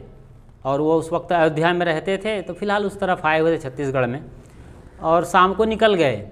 उसने मुझसे कई सवाल किए थे, जैसे पूछा था उन्होंने कि जीवन क्या है, तो उस ज़माने में मैंने बोला था कि जीवन एक संघर्ष है, शायद ये फिल्म का नाम भी हो सकता है। तो ऐसा हमने उत्तर दिया था जो समझ में आती थी, बात बताते चले गए। उसके बाद उन्होंने और कई सवाल किए, मैंने जो समझता था उत्तर देता चला गया। बाद में शाम को चले गए तो बड़ी तकलीफ़ में पड़ गया मैं, जैसे रोने लगा, अकेले में आंसू आ गए, और मुझे लगा कि मुझे भी इस लाइन में जाना चाहिए। अच्छा। हाँ, क्योंकि वो अपने घर से भी थे, हालांकि घरेलू रिश्ता ना तो उस वक्त था मेरे भाई होने ना तो आज है। वो मेरे लिए एक पूज्य संत हैं, और शायद वो भी मुझे इस तरीके से रिश्ते नाते में नहीं देखते हैं, क्योंकि इसका कोई वैल्यू रह भी नहीं जाता है, और इतनी समझ होने के बाद तो कोई मायने भी नहीं रखता है। तो वो चले गए वो चले गए नवापारा राजिम, जो कि छत्तीसगढ़ का एक बड़ा कबीर पंथ का एक बड़ा आश्रम है, सदगुरु अभिलाष साहिब जी का। वहाँ गुरुदेव जी आए हुए थे, उस वक्त प्रोग्राम चल रहा था। तो मुझे बड़ी छटपटाहट हुई, रात भर शायद सोया नहीं। और दूसरे दिन, ये बड़ी इंटरेस्टिंग घटना है कि दूसरे दिन पहली बार मैंने अपने घर में चोरी की, जबकि मुझे मालूम था, मैं था और मेरे माँ पिताजी थे, सब मालूम था पैसे कहाँ रखते हैं, हालांकि ताला के अंदर रखते थे एक बॉक्स में। लेकिन पहली बार मैंने चाबी निकाला और पैसा चुराया था। कोई 200 रुपये निकाला होगा, जो काफ़ी था वहाँ जाने के लिए, और चुपके से माँ बाप को बिना बताए सवेरे की गाड़ी में निकल गया। पहुँच गया होगा 3-4 घंटे के अंदर अंदर, या तो मैं देर से पहुँचा था शायद शाम के वक्त। गुरुजी को पता चल गया कि ये राजेश आया है, तब राजेश नाम था, राजू कहते थे घर में प्यार से लोग। तो गुरुजी को बड़ी तकलीफ़ हो गई, और उन्होंने उसी गुरभूषण साहब को, जिनको देखकर मैं चोरी किया और भागकर गया था, उनको बुलाया और बोला कि इनको अभी के अभी बैठाओ और तुरंत इनके घर छोड़ के आओ। गुरुजी को यह मालूम था कि ये अपने माँ बाप का अकेला है, तो उनको कितनी तकलीफ़ हो रही होगी, इसलिए वो एक झटके में साहब ने, फिर गुरभूषण साहब बाइक से ही सचेत साहब उनके गुरु भाई ड्राइव किए, मैं बीच में था शायद, और गुरभूषण साहब जी ने सहारा दे करके मुझे लाया था, और हम रात में पहुंच गए थे उसी दिन वापस। तो माँ बाप सचमुच काफ़ी परेशान हो गए, सदमे में थे, एक तरीके से आंसू बह रहे थे जो सूख गए थे बह बह करके। लेकिन माँ बाप जानकार थे, तो मुझे नहीं लगता कि बहुत ज़्यादा रोए होंगे। अच्छा। क्योंकि अच्छे जानकार स्पिरिचुअल माइंड सेट के हैं। अच्छा। पिताजी की तो आज भी गरिमा है, माँ तो चली गई 4 साल पहले। अच्छा। तो पिताजी आज भी जाने जाते हैं अपने स्पिरिचुअलिटी के लिए, और अच्छी समझ, उनको यात्रा वृत्तांत सुनाने में बड़ा आनंद आता है, लोग भी उनको सुनते हैं। तो जब बैठ जाते हैं तो महफिल जमती है। तो आ गए, फिर गुरुदेव जी मिलते रहे बीच बीच में, मैं भी मिलता रहा प्रोग्राम्स वगैरह में। तो गुरुदेव जी बोले कि तुम्हें साल भर बैठना है, आना हो तो साल भर बैठना होगा। एक बार कार्यक्रम हुआ ही गुरभूषण साहब के जन्मभूमि, मेरे मामा के गांव में। तो मैं मिला और कहा सब चलूँगा। साहब जी ने कहा तुम्हें बैठना ही पड़ेगा, साल भर पढ़ाई करो। तो फिर मैं कॉलेज करने लगा। तो मेरी कॉलेज की जो बुक्स है वो नीचे, गुरुदेव जी की किताबें ऊपर, इस तरीके साल भर निकल गया। फिर गुरुदेव जी को लगा कि ये रुकने वाला नहीं है, आएगा ही आएगा। तो फिर उसने हरी झंडी दिखा दी। फिर पिताजी ने बाकायदा एक चिट्ठी लिख करके मुझे गुरुजी के हाथों में सौंपा। अच्छा। जो मेरे धर्म साहब बड़े दादा थे ना, वो तो चले गए थे संत हो करके। उनकी जो बड़ी दादी थी उनके यहाँ की, वो भी साधुनी हो गई थी बाद में। तो उन्होंने मुझे साथ में लेकर, पिताजी ने कहा कि इनको जाओ और कबीर ब्रह्मचारिणी आश्रम पोटियाडी में, वो बड़ी संस्था है, बड़ी जगह है, बड़ा आश्रम है आज भी ब्रह्मचारिणियों के लिए, 25-30 की तादाद में वहाँ साध्वियाँ रहती हैं। तो गुरुदेव जी वहाँ पर थे उस वक्त, और मुझे वहीं ले जाकर के मेरी दादी साध्वी ने वहाँ सौंपा था। तो गुरुदेव जी भी बहुत उनको इंस्पायर हुआ था, मतलब इंस्पिरेशन हुए थे या इंस्पायर हुए थे गुरुदेव जी कि इनके माँ बाप का वैराग देखो। इनका कोई नहीं है भाई ना बहन, उसके बावजूद इसके माँ बाप ने सौंप दिया है मुझे, चिट्ठी लिखकर बाकायदा। इस बात को बाकायदा गुरुजी आने वाले साल भर तक या 2 साल तक जहाँ जहाँ उनके प्रोग्राम होते थे तो 3 दिन की सभा में 2 दिन की सभा में एक बार जरूर जिक्र करते थे कि ये देखो राजेश है, इनके माँ बाप ने इन्हें सौंप दिया है। इनके वैराग का तो मैं नहीं कह सकता, लेकिन इनके माँ बाप का वैराग बहुत पक्का है, क्योंकि जानते थे साहब बच्चे आते हैं कुछ दिन रहते हैं लौट जाते हैं, तो इस तरीके की चीज़ें होती रहती हैं। लेकिन इनके माँ बाप का वैराग वो काफ़ी तारीफ़ करते थे। आज भी वो रिकॉर्डेड है प्रवचन, गुरुजी के जो MP3 या वीडियो प्रवचन है कबीर पारक संस्थान में, वहाँ सब कुछ रखा हुआ है। तो ये गुरुजी की महिमा थी और गुरुजी ही इनमें मुख्य थे, उनकी वजह से हम यहाँ तक आ पाए हैं। और जो कुछ भी है वो आपके सामने है, आप सुन रहे हैं, समझ रहे हैं। आप अकेले संतान थे और आप अब शादी नहीं करेंगे तो जाहिर सी बात है कि आपके संतान भी नहीं होंगे। हाँ, परंपरा नहीं चलती, परंपरा नहीं जो वंश परंपरा कहा जाता है, जो वंश परंपरा है वो तो अब बंद हो गया। तो इस संबंध में कभी लगता नहीं कि मैं इतना जो ज्ञान से भरा हुआ हूँ, अगर मेरा बच्चा होता तो और संस्कारी होता, मेरे गर्भ से अगर कोई जन्म लेता तो और अच्छे संस्कार वाले बच्चे आते, क्योंकि मैं अच्छे संस्कार से हूँ। कभी ऐसा सोच? संस्कारी माँ बाप के संस्कारी माँ बाप के बच्चे संस्कारी हों ये कोई ज़रूरी नहीं है।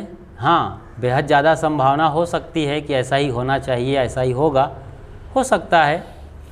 और इससे एक और बड़ी बात बताता हूँ, जबकि वो और इंटरेस्टिंग है। माँ भी यही कहते थी कि जाना तो मेरे ऊपर था, वो तो रोक नहीं सकती थी, लेकिन उनने कोशिश की। माँ की ममता होती है, माँ कहाँ चाहती है कि बेटा कहीं दूर चला जाए। हाँ, आने की संभावना हो तो चला जाए 2 साल के लिए, वो अलग मैटर है। तो वो तो यही सोची थी कि मेरे नज़रों के सामने रहे और हमारे काम आए आगे चल के। लेकिन माँ से मैंने एक सवाल किया था, मैंने यही पूछा था कि माँ कोई ज़रूरी तो नहीं है कि मैं लगातार ज़िंदा ही रहूं, कभी एक्सीडेंट भी हो सकता है और तब भी मैं नहीं रहूँगा। ये स्थितियाँ आपके सामने तब भी हो जाएंगी कि मैं नहीं हूँ और आप दोनों ही रहेंगे। तो मैं यहाँ रहूँ या फिर गुरुजी के यहाँ रहूँ, तो ज़िंदा तो हूँ कहीं ना कहीं। तो माँ को समझ में आ गया कि इनका सवाल का जवाब देना मुश्किल है और ये सही बोल रहा है। तो उन्होंने फिर जाने में हाँ किया था।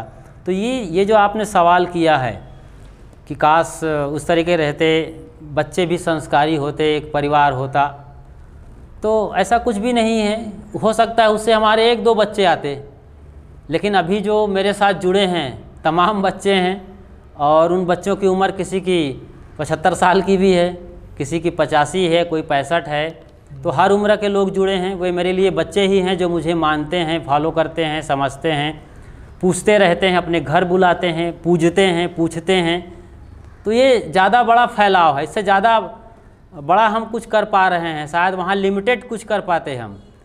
तो ये जो बड़ापन है, तो ये मुझे तो अच्छा ही है। आप जाहिर सी बात है, इसमें कोई पूछने वाली बात नहीं है। बिल्कुल। और खाली यही प्रश्न मन में आ रहा है कि कोई आदमी गृहस्थ होके भी गुरु का काम कर तो सकता होगा ना?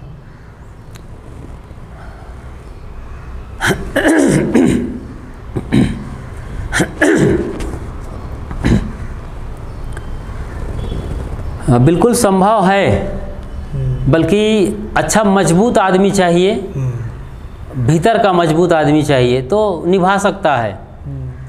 तमाम गुरु हुए हैं हमारे देश में, जो हमारे पुरखे हुए हैं, ऋषि परंपरा के ऋषि और ब्रह्मर्षि, ऋषि पत्नियां हुआ करती थी, उनके भी तमाम बच्चे सन्यासी हुआ करते थे। उनके खुद के बच्चे हो या ना हो कोई मायने नहीं रखता था, लेकिन वो ब्रह्मचारियों को पालते थे और उपनिषद जैसे ग्रंथों की पढ़ाई वो करवाया करते थे। तो ये संभव तो है, लेकिन आज के दौर में इन चीज़ों की बात करें तो मुश्किल बहुत है। और फिर भी यदि आप ये सवाल अपने लिए आप कर रहे होंगे तो और ज़्यादा बेटर है मेरे लिए उत्तर देना कि सबसे बड़ी चीज़ है कि आप किसी चीज़ को किस हद तक वैल्यू देते हैं। जी। हाँ, क्योंकि हर चीज़ की लिमिट है, उसको वहीं तक लिमिट तक ही उसको रखिए, तो फिर हर चीज़ में सौंदर्य है, खुशबू है, आनंद है और सुवास है, और वहाँ कहीं ना कहीं उसी परमात्मा का जागरण शुरू हो जाएगा। जब हम अच्छी चीज़ को ही लिमिट से ज़्यादा लेने लगते हैं, अमृत भी कहते हैं ज़्यादा पी लिया जाए तो जहर का काम कर सकता है, और जहर भी सही मात्रा में पिया जाए, जैसे कि हमारे मेडिकल साइंस में सांप के जहर का मेडिसिन बनाया जाता है, और भी उससे विषैले जीव जंतुओं के जहर से भी मेडिसिन बनाई जाती है, तो ये बिल्कुल सही है। लेकिन बहुत होशियार सजग होना पड़ेगा। हो सकता है फिसलना और गिरना और भी हो सकता है आप सोचते हैं वो कल्पना, पता नहीं आप कहाँ चले जाएं, पता नहीं कोई झेंटिप मिल जाए। झेंटिप पत्नी कहते हैं कि सुकरात की पत्नी बड़ी झेंटिप थी। कहाँ सुकरात बिल्कुल ठंडे दिमाग के एक बार सभा कर रहे थे, काफ़ी देर से बात कर रहे थे, ऐसे ही किसी आप जैसे आगंतुक से उसकी पत्नी को इतना गुस्सा आया कि उसने गर्म पानी का घड़ा डाल दिया था। तो इस तरीके से घटना होती रहती हैं। तो वो भी जगाने का काम किया कहीं ना कहीं कि हाँ देवी तुमने जगा दिया मुझे। तो ऐसा जागरण का चित्त हो तो आप फिर हो सकता है जो मैडम मिले, जो आपकी धर्म पत्नी हो सकती है, वो भी समझदार हो।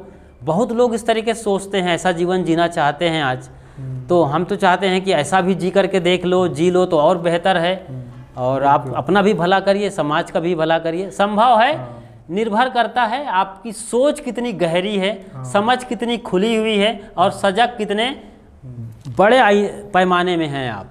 हम जो ये प्रोग्राम कर रहे हैं, जो हम अंतर्वार्ता ले रहे हैं बहुत से साधुओं का, संत का, हमारा ध्येय यही है कि जो गृहस्थ लोग हैं, जो घर में रहते हैं, और जो सन्यासी लोग हैं, संत लोग हैं, वो भी इस कार्यक्रम को देखें और ज़्यादा से ज़्यादा संतों का, ज़्यादा से ज़्यादा परंपराओं का ज्ञान उन्हें हो।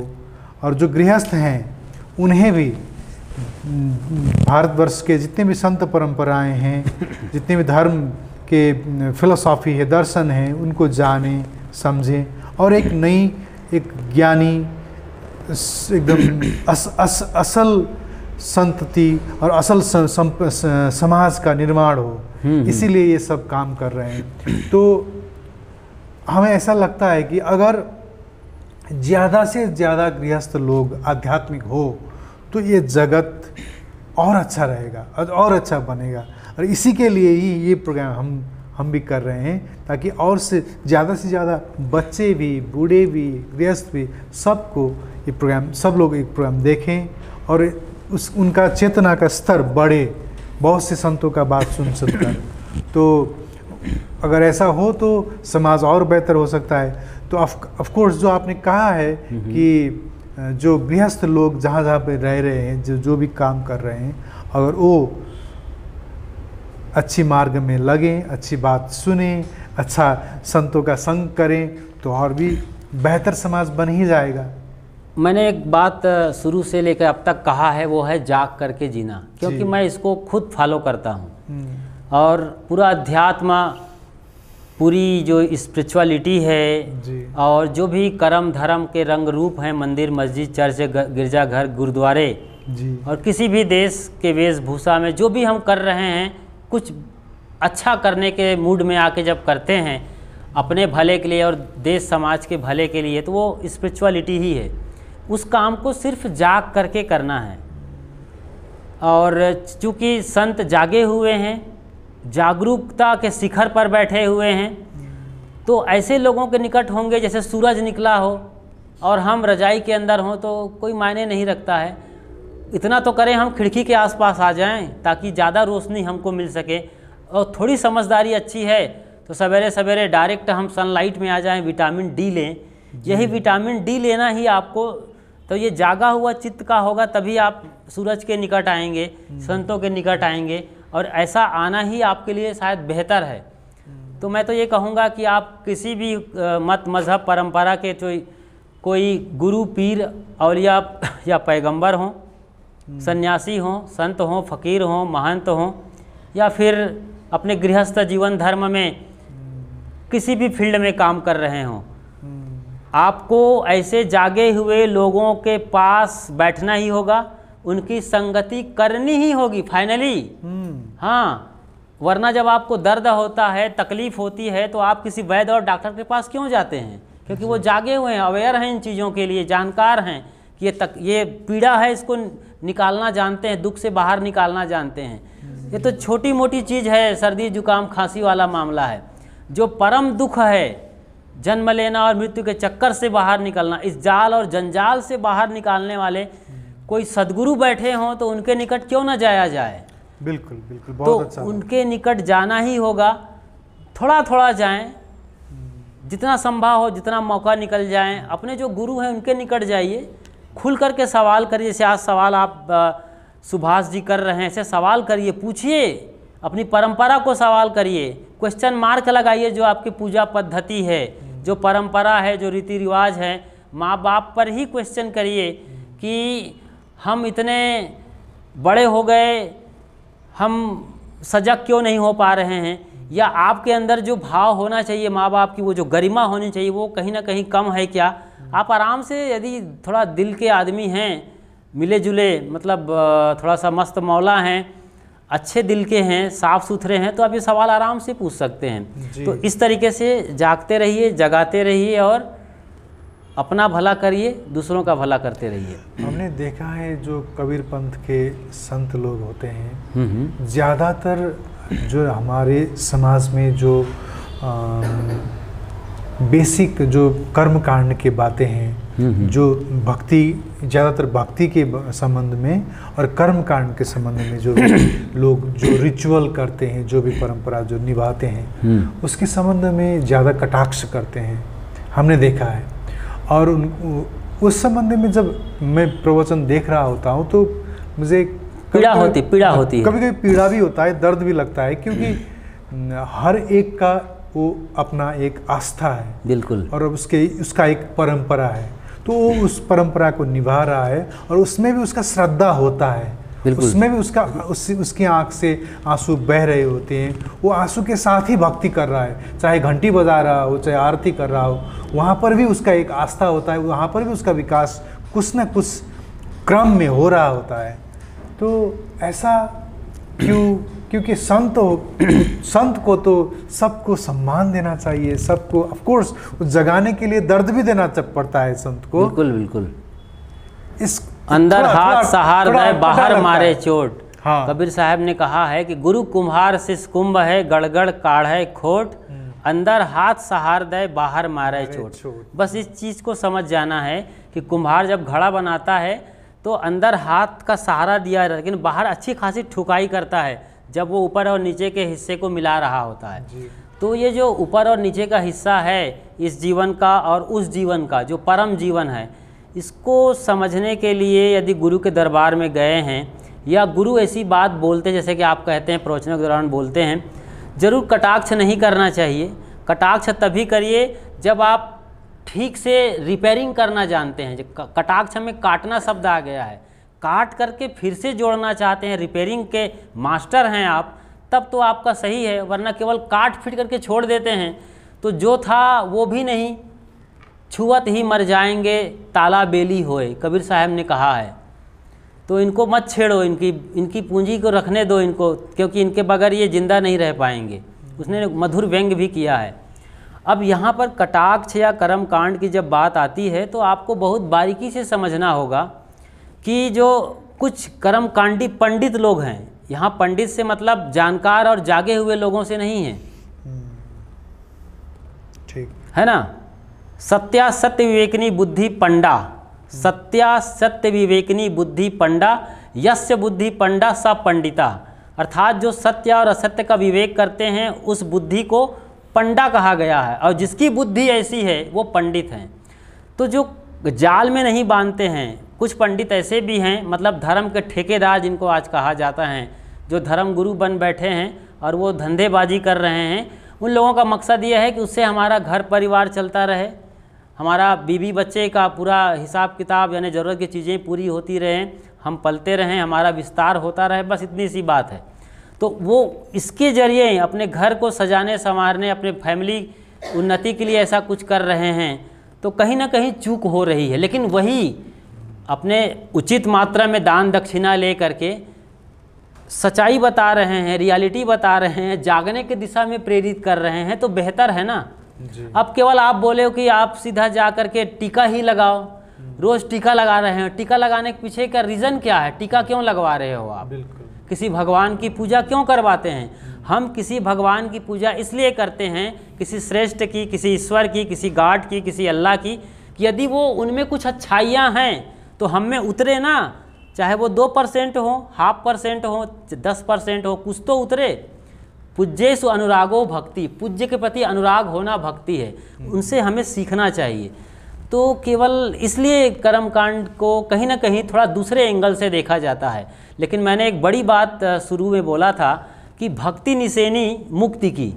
भक्ति जो आप कर रहे हैं, चाहे आप पशुपतिनाथ में जाकर के मत्था टेकते हो, वहाँ का पानी को पीते हो। मैं अभी परसों आदिनाथ गया था, तो वहाँ एक कुंड में है, तो लोग कुंड से निकाल करके यूँ पानी ले रहे थे, पूजा कर रहे थे। तमाम वहाँ थालियाँ और बर्तन ठोक दिए गए हैं। उनके पीछे भी रीज़न होगा कुछ, उसको सच्चाई को जानिए कि आदिनाथ कौन है। आदिनाथ, आदि मतलब शुरू, जो कि स्टार्टिंग है, बिगिनिंग ऑफ द वर्ल्ड, वो नाथ कौन हो सकता है? उसको समझने की दिशा में भी कदम उठने चाहिए, धीरे धीरे ही सही। इन चीज़ों को जो पुजारी हैं, जो पंडित हैं, पुरोहित वर्ग हैं, ब्राह्मण जो इस परंपरा को संभाल रहे हैं, चाहे शंभुनाथ, चाहे आदिनाथ या पशुपतिनाथ, तो मैं चाहूँगा उन महानुभावों से हाथ जोड़कर मेरी विनती है कि आप पशुपतिनाथ के बारे में बताएं कि एक्चुअल में पशुपतिनाथ क्या है। क्या केवल शंभु ही पशुपतिनाथ हैं? अब मैं इसको यहाँ पर सदगुरु कबीर के तरीके से परिभाषित करता हूँ। यदि कबीर साहब होते तो पशुपतिनाथ की क्या परिभाषा करते? जहाँ तक मैं समझता हूँ यही कहते, पशुपतिनाथ, पशु के पति का नाथ होना। पशु कौन? केवल बैल ही पशु नहीं है, दुनिया भर में तमाम पशु हैं, कीड़े मकोड़े भी उसी में आ जाते हैं, पशु परिंदे में। तो पशु वो जो 4 पैर वाले हैं वो पशु नहीं हैं, वो तो पशु है ही हैं। पशु का जो रियल मीनिंग है, पशु शब्द जहाँ से आता है वो पास मैंने बंधा हुआ। जो बंधा हुआ है, जो गुलाम है, जो किसी के पीछे दौड़ने वाला पिछलग्गू बना हुआ है, अपने इसका यूज़ नहीं करता है, मन मस्तिष्क का, विवेक और विचार का, केवल ब्लाइंड फॉलोअर है, वहाँ की बात आती है। तो यहाँ पर रियल में पशु क्या है? हमारे जो मनोविकार हैं, काम, क्रोध, लोभ, मोह, माया, मद, मत्सर, ये जो पाशविक वृत्तियां हैं, जो झपटना चाहती हैं, खींचना चाहती हैं, मारना चाहती हैं, खसोटना चाहती हैं, लूटना चाहती हैं, अग्रेसिव होकर के आतंकवादी बनना चाहती हैं, मतलब लूट का माल खाना चाहती हैं। ये जो आज की बुद्धिमत्ता चल रही है, बल्कि बुद्धिमत्ता नहीं कहना चाहिए, ये तो बुद्धिमत्ता का ख़त्म हो जाना है। वहाँ जो लूटामारी चल रही है, तो ये जो ढंग चला है, दौर चला है ना, इसको मारना चाहिए। इन पाशविक वृत्तियों को जो मारता है और उस पर सवार होता है, वो रियल में पशुपतिनाथ है। यही आज शंभू भी आ जाएं, भोले भंडारी तो यही परिभाषा करेंगे, तुमने क्या सीखा है? मेरे नाम पर तुम गांजा पी रहे हो। ज़िंदगी में मैंने न कभी गांजा का दम लगाया, न तो हफीम खाया, और न ही वो एक गोल वाला क्या है, धतूरा खाया है, और तुम लोग बड़े खुले, बड़े नंगई कर रहे हो मेरे नाम पर। वो तो यही बोलने वाले हैं कि नशे में पड़े हुए हो, धुत पड़े हुए हो। अभी भारत के अंदर भी पशुपतिनाथ के वहाँ पर भी कांवड़िया होते हैं, और मैंने देखा, मुझे तकलीफ़ हुई। मैं उस दौरान कवर करने के लिए हरिद्वार में था, और कांवड़िया का मेला चल रहा था। हज़ारों की तादाद में हिंदुस्तान के अलग अलग इलाकों से कांवड़िया आए थे।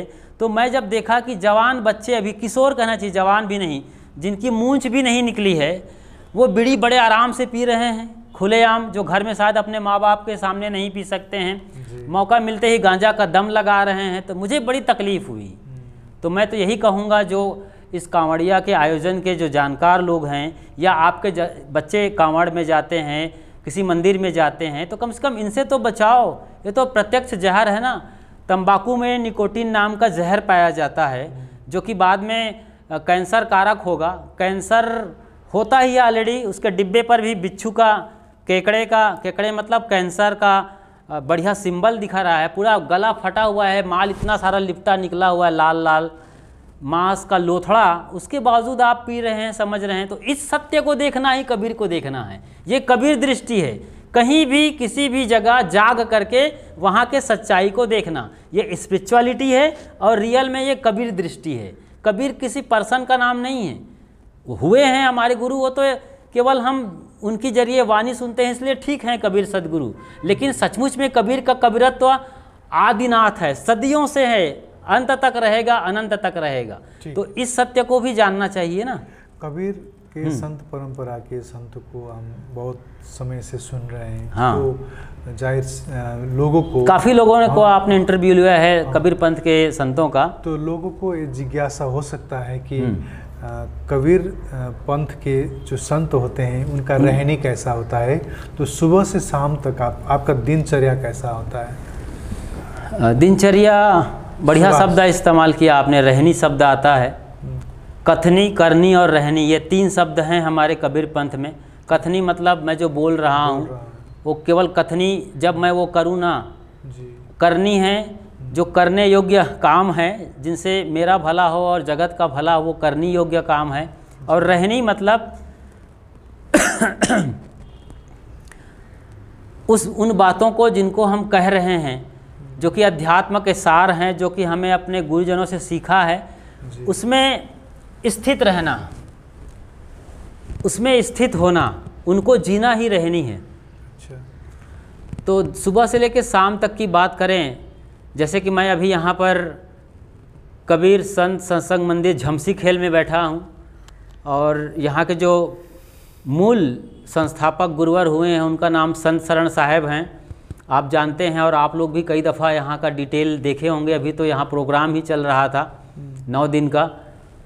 तो संत शरण साहब जी यहीं काठमांडू के ही हैं, हाँ। रहे हैं, और उन्होंने अपनी पैतृक संपत्ति को यहाँ पर दान किया था मंदिर के लिए, और धीरे धीरे मंदिर बनता चला गया। और आप देख रहे हैं बहुत बड़ा विशाल ये सत्संग स्थल और मंदिर है।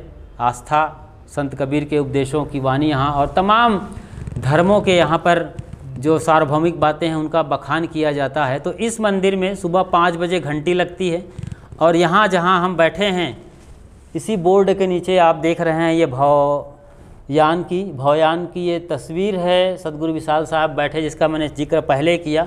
इसी के नीचे ये गद्दी है, दिख रही होगी नीचे। तो इसी गद्दी पर यहाँ के जो वर्तमान प्रमुख संत हैं सदगुरु श्री तत्पर साहब बैठते हैं जी। और यहाँ के जितने संत हैं सब आते हैं सुबह 5 बजते ही, घंटी लगते ही। और यहाँ साध्वी बहनें भी हैं 4-5 की तादाद में, वो भी आती हैं और बंदगी होती। तो गुरु वंदना कहते हैं उसको, सुबह की बंदगी, जो कि कम से कम 4 मिनट से 5 मिनट तक होती है। सदगुरु विशाल देव के वंदना को ही हम गाते हैं, गुरु दीन दयाला धीरज आला, ये वंदना हो जाती है। उसके बाद लोग अपने अपने जगह पर चले जाते हैं, अपने अपने निवास में। अभी थोड़ा प्रोग्राम लंबा हुआ है, लोग थके हैं, कुछ लोगों की तबीयत भी थोड़ी सी नासाज है, वरना यहीं 5 बजे के बाद ध्यान में बैठना चाहिए। बैठते भी हैं, जिनको बन सकता है तो वो बैठते हैं, ध्यान होता है। उसके बाद थोड़ी सी ज्ञान चर्चा हो जाती है। तो 1 घंटे में ये पूरा वंदना से लेकर ध्यान और ज्ञान चर्चा हो जाती है, जिसको सत्संग कहते हैं जी। उसके बाद सब लोग, ये तो कोई नहीं नहाया हो तो नहा लेता है, नहा के बैठा हो ध्यान में तो बात ही नहीं है। उसके बाद यही जलपान वगैरह का नाश्ते की बारी आ जाती है, और फिर रसोई में लग जाते हैं। 9 बजे यहाँ पे भोजन होता है। उसके बाद सब फ्री हो जाते हैं 10 बजे तक, रसोई बनाने वाले भी और खाना भोजन पाने वाले भी। फिर जिनको शहर में कुछ काम है आश्रम संबंधी, वहाँ चले जाते हैं, वरना अपने रूम में आकर के थोड़ा सा विश्राम करके जो भी किताबें हैं, जैसे कि आपने एक रिपोर्ट में दिखाया है यहाँ के किताबों के बारे में जी। तो यहाँ जो कबीर साहित्य हैं, सदगुरु अभिलाष साहब जी के साहित्य हैं, जो कि कबीर पारक संस्थान प्रयागराज से आया हुआ है, उसको पढ़ते हैं। और भी तमाम ग्रंथ हैं यहाँ पर। हमारे शुभ साहब हैं जो कि पढ़ने में बड़े माहिर हैं। उन्होंने भारत के अंदर मुंबई जा कर के मेरे ख्याल से भगवत गीता और उसको क्या एक नाम देते हैं, भागवत पर भी, हाँ वही भगवत गीता या भागवत को अच्छा स्टडी किया है, उनकी संस्कृत भी अच्छी है, इंग्लिश भी अच्छी है। तो मैं बता रहा हूँ, वहीं पे आ रहा हूँ शार्ट में। तो वो किताबें यहाँ बहुत सारी हैं, वो सब पढ़ते लिखते रहते हैं। फिर मोटे तौर पे बताता हूँ कि उसके बाद फिर शाम को दोपहर बाद 2 बजे यहाँ पर नहीं 1 बजे यहाँ फिर से घंटी लगती है। और जैसे कि अभी लोग बैठे हैं यहाँ पर दिख रहे हैं, ये साध्वी दीदी भी आ रही हैं। 1 बजे यहाँ पर सत्संग का दौर है। क्योंकि हम लोग बात कर रहे हैं इसलिए वो लोग सुन रहे हैं। फिलहाल से सत्संग हो ही रहा है। यहाँ 1 बजे से 2 बजे तक सत्संग होता है। उसके बाद हल्का सा कुछ जलपान हो जाता है, फिर लोग अपने अपने सेवा साधना में लग जाते हैं। और शाम को भोजन 6 बजे होता है। उसके बाद सब फ्री हो जाते हैं और फिर से बैठ लेते हैं सत्संग में 1 आध घंटे का। तो अब रही बात रहने की बात करें या पर्सनल, तो वो ध्यान ही एक ऐसी चीज़ है जिसको आप जब भी मौका मिले, आप फ्री होते हैं तो ध्यान में बैठा जाना चाहिए।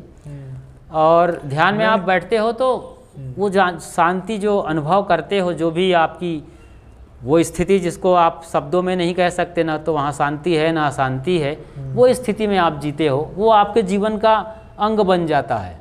जी जो आप मैं इसी बात पर यही पूछना चाह रहा था कि साधना क्या होती है। असल में मैं दिन भर का ये जो चर्या देख के यही पिन पॉइंट करना चाह रहा था। हाँ, ये तो मैंने बताया। वो तो शरीर का व्यवहार है, खाना पीना जीना बैठना। कहा कि सुबह जो 5 बजे के तकरीबन समय में जो ध्यान होता है सत्संग के बाद, हाँ, तो ज़्यादातर आज के समय में जो जितने भी धार्मिक संस्थाएं हैं नेपाल में, इंडिया में, विश्व भर में, वो ज़्यादातर ध्यान के क्लासेस देते हैं। बहुत से ध्यान के विधियाँ आज आपके आगे हैं, चाहे ओशो कहें, चाहे रविशंकर जी कहें, बहुत से विपස්සना बड़ा सेंटर है। यहाँ मैंने किया भी है विपස්සना आपके नेपाल, काठमांडू में। बहुत परंपराएं हैं जो ध्यान सिखा रहे हैं, ध्यान ऑफर कर रहे हैं। तो यहाँ पर जो आप लोग करते हैं, तो आपका तो एक विधायक विधि होगा। तो वही पूछना चाह रहा था कि आप ध्यान कैसे करते हैं, क्या विधि है आप लोगों का ध्यान का विधि? असल में ध्यान की कोई विधि नहीं होती है, लेकिन अब कोई नया आया है तो विधि देना पड़ेगा उनको, है ना।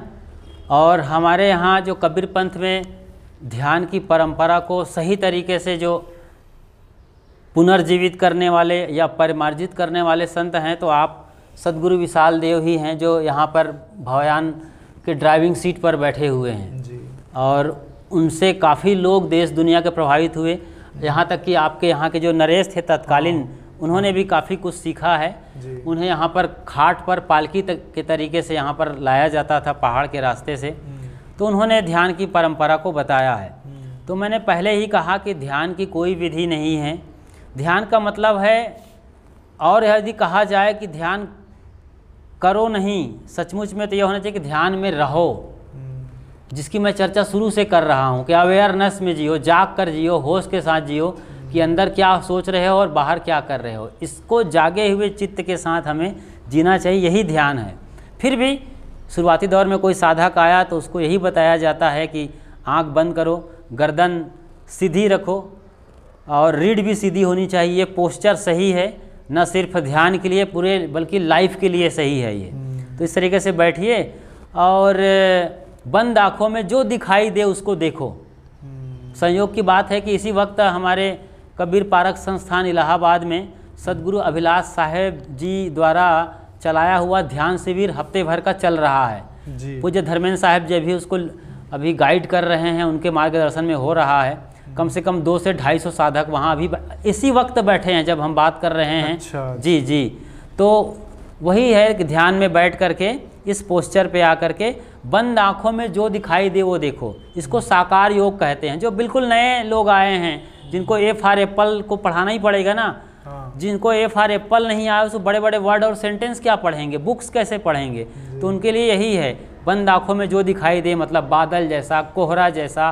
फिर यहाँ पर कल्पना की दृष्टि करते हैं कि यहाँ भ्रिकुटी में एक बिंदु की कल्पना करो, उसी को देखते रहो। फिर और सूक्ष्मतर होते, सूक्ष्म फिर सूक्ष्मतर होते चले जाते हैं कि सांस को देखना, जो कि विपස්සना में अच्छी तरीके से सिखाया जाता है, आप जानते होंगे। सांस देखिए। फिर बात आती है विचारों को देखने की कि आप विचारों को देखिए कि कौन से विचार चल रहे हैं, सिर्फ देखते रहिए, उनके साथ लड़िए मत, ना किसी विचार को बुरा बोलिए ना किसी विचार को अच्छा कहिए। मेहमान आते हैं, आप एक लोटा भर के वेलकम करते हो पानी दे करके, तो मेहमान रुक जाता है, फिर आप रिलेशनशिप बन जाता है। मेहमान आया ना तो आपने पानी दिया ना मिठाई खिलाया ना कुछ पूछा नहीं, तो कुछ देर बैठेगा चला जाएगा। ऐसे ही विचार हैं। और वो मेहमान आया उसको धक्के मार के भगाओगे तो भी नहीं भागेगा, कैसे मार दिया मुझे धक्का, मैं तुम्हारे घर में क्या लेने लूटने आया था, तो झगड़ा शुरू हो जाएगा। ऐसे ही विचार हैं। विचार को आप ना तो भगाते हो ना ही तो बैठाते हो। आप साक्षी की दशा में हैं तो विचार जाते हैं। मन का मतलब, अच्छा ध्यान का मतलब ही है एक ऐसी अवस्था में आना, एक ऐसे निर्विघ्न अवस्था में जीना, एक ऐसी कुंवारी दशा में जीना जब आप हैं और सहज हैं और दुनिया चल रही है। अभी काम नहीं करना है तो शांत बैठे हैं, काम करते हैं तो होश के साथ वो कर रहे हैं, ये ध्यान पूर्वक जीना। तो ऐसे ही विचारों की ज़रूरत नहीं है तो कोई ज़रूरत नहीं है। आया राम गया राम विचारों को ट्रैफिक जैसे देखते रहिए। जैसे आप खिड़की से झांकते हैं काठमांडू का ट्रैफिक, लोग आ जा रहे हैं, क्या मतलब है, किसी की नीली कार है, किसी की मर्सिडीज़ है तो किसी का रॉल्स रॉयस, कोई मतलब नहीं है। कार आई कार गई, विचार आए विचार गए, बात आई बात गई, कूड़ा आया कूड़ा गया, चाहे ठुलो कूड़ा हो या फिर सानो कूड़ा हो, अच्छा कूड़ा हो या बुरा कूड़ा हो। तो इस तरीके से विचारों को देखते देखते आपकी अवस्था ऐसी आए, ऐसा आप स्थित हों कि जैसे कोई बादल नहीं है, आसमान साफ है जी। तो ये स्थिति आपकी होनी चाहिए। बहुत अच्छा, आपने इतना अच्छा विधि दे दिया है कि लोगों को इससे भी बहुत गाइडेंस मिलेगा। अंत में अगर ये कार्यक्रम कोई एक युवा, एक वैराग से भरा हुआ युवा देख रहा है, तो अगर उनको साधु या साध्वी बनना है तो कैसे, क्या होता है प्रोसीडियर, क्या होता है वो, क्या करना होता है, कैसे आते हैं इस संस्था में जुड़ने के लिए? देखिए, मैं काठमांडू और नेपाल तक एक सेकंड मैं यहीं की बात कर रहा हूँ, वही उसी पे आ रहा हूँ जी। उसके घर में घुस के समझाना चाहता हूँ मैं, बजाय यहाँ चैनल पर मुझे सुने, उनके घर में चलता हूँ मैं। तो मैं काठमांडू पिछले 10 से 15 सालों से आ रहा हूँ, तो मुझे अच्छा खासा अनुभव है यहाँ पर का, कि यहाँ मैंने देखा है कि कितनी तमाम साध्वी बहनें हैं जो घर में रहती हैं। जैसे कि एक शोभा केसी है और एक समता दीदी हैं, इसको मैं पहले से ही जानता हूँ। और यहाँ तो खैर साध्वी बहनें जो बैठी हैं, ये साधना दीदी और कोपिला दीदी, तो ये तो यहीं पर रह के कर रही हैं आश्रम के अंदर। इनके अलावा कुछ लोग ऐसे हैं जिनका मैंने जिक्र किया, घर में हैं, वो लोग कोई जॉब भी करते हैं किसी डिपार्टमेंट स्टोर पे या किसी सरकारी संस्था में, प्राइवेट लिमिटेड कोई संस्था है वहाँ पे, लेकिन वो साधना हो चुकी है। हाँ, साधु हो चुकी हैं, उनकी रहनी बड़ी अच्छी तगड़ी है और वो बराबर संगत में आती हैं, बिल्कुल जॉब भी कर रही हैं। यही तो है, संसार में रहो लेकिन संसार आपके अंदर ना हो, कम बड़ी बात है। मतलब अनमैरिड लाइफ जी रही हैं, जॉब कर रही हैं, अपने स्टैंड पर खड़ी हैं, कोई भिखारन नहीं है, मांग के नहीं जी रही, किसी के टुकड़ों पर नहीं पल रही, इवन कि घर वालों के भी अपने स्टैंड पे अपने दम पे जी रही हैं। तो ये बड़ी बात है। और जैसे समता दीदी हैं, तो वो तो अपनी माँ की पूरी परवरिश करी है और शायद माँ विदा हो गई है, अकेली है मेरे ख्याल से, तो अपने घर पे ही रहती हैं और तब खुद घर की मालकिन है, घर ही उनका आश्रम हो गया है। तो ये तो मैं जानता हूँ, उनका जिक्र किया। इनके अलावा और भी लोग हैं मेरे ख्याल से यहाँ, तो काफ़ी तादाद में लेडीज़ पर्सन और जेंट्स पर्सन ऐसे हैं जो अनमैरिड लाइफ जीना पसंद करते हैं। कुछ लोग होंगे जो इस चीज़ को नहीं समझते हैं फिर भी जीते हैं और वो सही साधना नहीं कर पाते। ये मैं नहीं समझता, ऐसे जानता भी नहीं उन लोगों के बारे में। तो अब बात आती है कि कुछ लोग जो यहाँ इस संस्था में, इस आश्रम में आना चाहते हैं, तो अभी भी यहाँ 3 बंदे आए हुए हैं जिनकी उम्र होगी मुश्किल से 20 साल के अंदर अंदर। एक तो 20-21 साल का होगा, दूसरा 18 अंडर 18 होगा और दूसरा अंडर 16 है। तो 3 बंदे यहाँ हैं, है ना, 3 सानों बच्चे यहाँ पे हैं। तो वो तीनों, एक निश्चल जी हैं जो 18 के आसपास होंगे, सुजन जी हैं जो अभी ट्राई कर रहे हैं कि मैं बैठ पाता हूँ कि नहीं बैठ पाता हूँ, देख रहा है यहाँ आकर, समझ रहा है रिलेशनशिप को, संतों की वाणी को। और एक तो बड़ा वाला जो भैया है नेत्रा, वो तो मेरे ख्याल से समर्पित ही हो गया है। आने वाले दिन में यहाँ का अहम हिस्सा हो सकते हैं। कि आप यहाँ पर आके रहिए, कुछ दिन रह के देखिए कि हाँ, आप रह पाएंगे कि नहीं। बिल्कुल सही तरीका यही है यहाँ। और वो सब करने में आपको कुछ देना नहीं है, नहीं, क्या करके आना है। मैं तो शुरू से बोलता हूँ, जब से मैंने इस मार्ग में आया है, देखा है कि दोनों पैर मत डालिए किसी आश्रम में, एक पैर घर में रखिए, एक पैर आश्रम में रखिए। इसका दूसरा पहलू भी सही है, लेकिन मैं इस पर जोर देता हूँ कि मतलब आप सही तरीके से समझिए यहाँ को। आप दोनों पैर डाल दिए, कल को निकल भी नहीं पा रहे हो, बड़ी दिक्कत में पड़ गए हो, समाज तो कहेगा कि ये भगोड़ा है, बहुत सारी चीज़ें होंगी। इसलिए अच्छी तरीके से समझ लो, पक जाओ यहाँ, फिर पका हुआ फल तो अपने आप पेड़ से चू जाता है, उसको तोड़ना नहीं पड़ता, ना कोई वहाँ पर उसके लिए ड्रामा करना पड़ता है, कोई आयोजन करना पड़ता है, टूट के अपने आप धरती में समा जाता है। तो ऐसे ही इस संस्था में कोई भी आके रहे, चाहे वो यहाँ तमाम साध्वी बहनें भी हैं, उनका भी संरक्षण मिलेगा, साहचर्य मिलेगा, उनके साथ जीने का, उनका लंबा अनुभव शेयर करने का। और हमारे जैसे जो बंदे हैं, जेंट्स पर्सन, उनका भी स्वागत है, आएँ और खुद देखें, उनको खुद ही अच्छा लगने लगेगा। थोड़ा सा अच्छा माइंड सेट का होगा, अपने दुख को, अपने जीवन के तकलीफ़ को समझता होगा, घर की समस्याओं को देखता हुआ, नौकरी को भी देख रहा होगा, बगैर शादी किए शादी के बाद के जो दुख दर्द को देख लेता होगा। कोई ज़रूरी नहीं है कि एक आदमी शराब पी के नाली में गिरा है तो हम भी शराब पिएं और ट्राई करें नाली में गिर के देखा, ऐसा ज़रूरी तो है नहीं। हम समझ सकते हैं, हमारे पास चेतना है, समझ बुद्धि है कि शराबी आदमी नाली में गिरा है, कुत्ता उसके मुंह पे पेशाब कर रहा है, सुअर घूम रहा है, वहाँ पर पड़ा हुआ है, तो कोई ज़रूरी नहीं है कि शादी में जाया जाए। और हम और आप शादी में नहीं जाएंगे, विवाह नहीं करेंगे, गृहस्थी नहीं बसाएंगे, तो ऐसा नहीं है कि दुनिया में बच्चे नहीं आएंगे और दुनिया का ये इतना बड़ा साम्राज्य रुक जाएगा। अरबों खरबों लोग हैं जो हमारे रोके रुकने वाले नहीं हैं। कोई हज़ारों में बल्कि लाखों में कोई एक आध निकल के आता है, चाहे वो बुद्ध हो, महावीर हो, कबीर हो, नानक और तमाम सहजोबाई, मीराबाई, राबियाबाई जैसे साध्वी हैं, आज भी हैं, कल भी थी। उपनिषद की लेखिका साध्वी हुई हैं। इतना ही सोचो ना, उपनिषद जो कि अध्यात्म का अंतिम सार निचोड़ किताबें हैं, उनको लिखने वाली हमारी साध्वी बहनें हुई, अपाला, घोषा जैसी साध्वी बहनें हुई हैं। सोचिए ज़रा, क्या नहीं कर सकती हैं। आज फाइटर प्लेन वही लोग उड़ा रही हैं, सब जगह तो उनका ही साम्राज्य है। और नेपाल तो ऐसा देश है, मैं तो 15 साल पहले आया तो दंग रह गया कि हर दुकान पर महिला ही बैठी हुई है, एकदम लाल लुआ लगा के, लाल टीका लगा करके वही बैठी हैं, और जेंट्स पर्सन दुकान से नदारद हैं। तो मुझे लगा कि यहाँ काफ़ी मतलब साहसी माँ बहनें होती हैं जो कि घर को लीड कर सकती हैं, चला सकती हैं, तो फिर ये साधना क्यों नहीं कर सकती हैं। बिल्कुल, तो बहुत अच्छा लगा आपसे जी संवाद करके। और तकरीबन 1-1.5 घंटे से हम संवाद कर रहे हैं। आपका जो ज़िंदगी का जो अनुभव था वो बहुत अच्छी तरह से आपने व्यक्त किया, और ये अनुभव जो हैं हमारे साधक मित्रों को भी काम आएंगे। अंत में कुछ कहना चाहेंगे तो, जो हमने पूछा नहीं, कुछ कहना बाकी हो, कैसा लगा इंटरव्यू में? देखिए, अभी हम यहाँ पर बात कर रहे हैं सुभाष जी से, और आपका नाम जैसा है काम भी वैसा है, अत्यंत मीठा और सुभाषित, परिभाषित।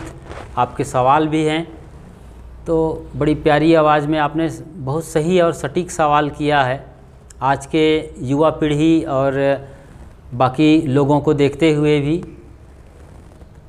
जीवन हम सबको मिला हुआ है, ना चाहें तो भी जीना होगा इसे, तो क्यों ना इसे खुल कर जिया जाए, बजाय नैरो माइंड हो करके बंद कमरे में जीने के, अकेले में अपने में हताश और परेशान होकर जीने के, खुल करके सबके साथ जिए। मेले में भी अकेले रह के जीना सीखें, ये बड़ी कला है कि मेले में भी अकेले रहा जाए। इसी के चलते मैं हर जगह पहुंच जाता हूं, हर बड़े मेले में, मंदिर में, जैसे कि मैंने बताया कि चारों धाम की यात्रा करके आया, वरना कबीर पंथ के साधु आमतौर पे चारों धाम की यात्रा नहीं करते हैं जी, क्योंकि वहाँ पर कर्म कांड और पौराणिकता का ही बोलबाला माना जाता है। लेकिन मैंने वहाँ जाकर फील किया कि केदारनाथ में ख़ास तौर से कि वहाँ जो क्लाइमेट है वह अत्यंत स्वर्गीय है, अद्भुत नज़ारे हैं। वहाँ जाएंगे तभी वो फीलिंग आएगी, यहाँ नहीं आने वाली है। आदि गुरु शंकराचार्य ने जो वहाँ पर फील किया था कि एको ब्रह्म द्वितीयो नास्ति, तो सचमुच में वो वहाँ पर आप फील कर सकते हैं और बहुत अनुभव से गुजरेंगे वहाँ पर। तो वहाँ जाना चाहिए यदि मौका मिले तो। मेरी एक वीडियो आ रही है, अभी अपलोड कर रहा हूँ मैं चारों धाम के लिए। 4 वीडियो तो आ ही जाएंगी, पहली वीडियो आ रही है उसे आप देखकर भी ज़रूर जा सकते हैं। मेरा जो चैनल है वो खुशहाल ज़िंदगी चैनल है, ज़रूर देखिए। हो सके तो सब्सक्राइब ज़रूर कर लीजिए कि मैं स्पिरिचुअल चीज़ें देता हूँ बिल्कुल फेस्टिवल के रूप में, स्पिरिचुअल को फेस्टिवल बना के देता हूँ। आप जहाँ पे हो आपकी वेशभूषा और आपके रंग में रंग करके मैं देना चाहता हूँ, क्योंकि जो स्पिरिचुअल है, जो कि आपके सवाल का हिस्सा भी है कि आज जो चीज़ नहीं बताए हैं वो बताइए, तो जो हमें जीवन मिला हुआ है, जो मैं चर्चा कर रहा था, वो केवल गुमसुम होकर जीने का नहीं है। कुछ दिन के लिए हुआ जा सकता है, थोड़ा सा दुनिया को समझने के लिए दुनिया से बाहर आया जा सकता है। जैसे कि दर्पण में चेहरा देखना है तो दर्पण में आँख लगा देंगे तो चेहरा नहीं देख पाते हैं, एक डिस्टेंस चाहिए। तो चीज़ों को सही तरीके से देखने के लिए अपने जीवन को, दूसरे के जीवन को एक डिस्टेंस चाहिए। तो अलग एकांत में वास करके एकदम स्पिरिचुअल लाइफ जी के देखा जा सकता है, ये करना चाहिए। ये स्पिरिचुअलिटी का आधार बिंदु है और टॉप शिखर भी है। तो मैं ये कह रहा था कि आप जहाँ भी हैं, जैसे भी हैं, मस्त होकर जीना सीखिए। 4 दिन की ज़िंदगी है, इसका कोई ठिकाना नहीं है कल क्या हो जाए। और आप तो बिल्कुल भूकंप जोन में आते हैं, कई जगह कई दफ़ा आपके बिल्डिंग से हिलते हैं और कुछ भी हो सकता है, कोई ठिकाना नहीं है। और सबसे बड़ी चीज़ तो मौत का भूकंप हमारे यहाँ है, जो हर क्षण हर सांस में उस कंपायमान हमें कर रहा है। तो कभी भी जा सकते हैं, इसलिए खुल करके मस्त हो करके जीना है। कोई यहाँ पर बड़ा बोझा लेके नहीं जीना है। जो लोग हल्के होके गए हैं, सहज होके गए हैं, जो कि सदगुरु कबीर साहब का मूल सिद्धांत है, सहज होके जीना, सहज होके खाना, सहज होके बोलना।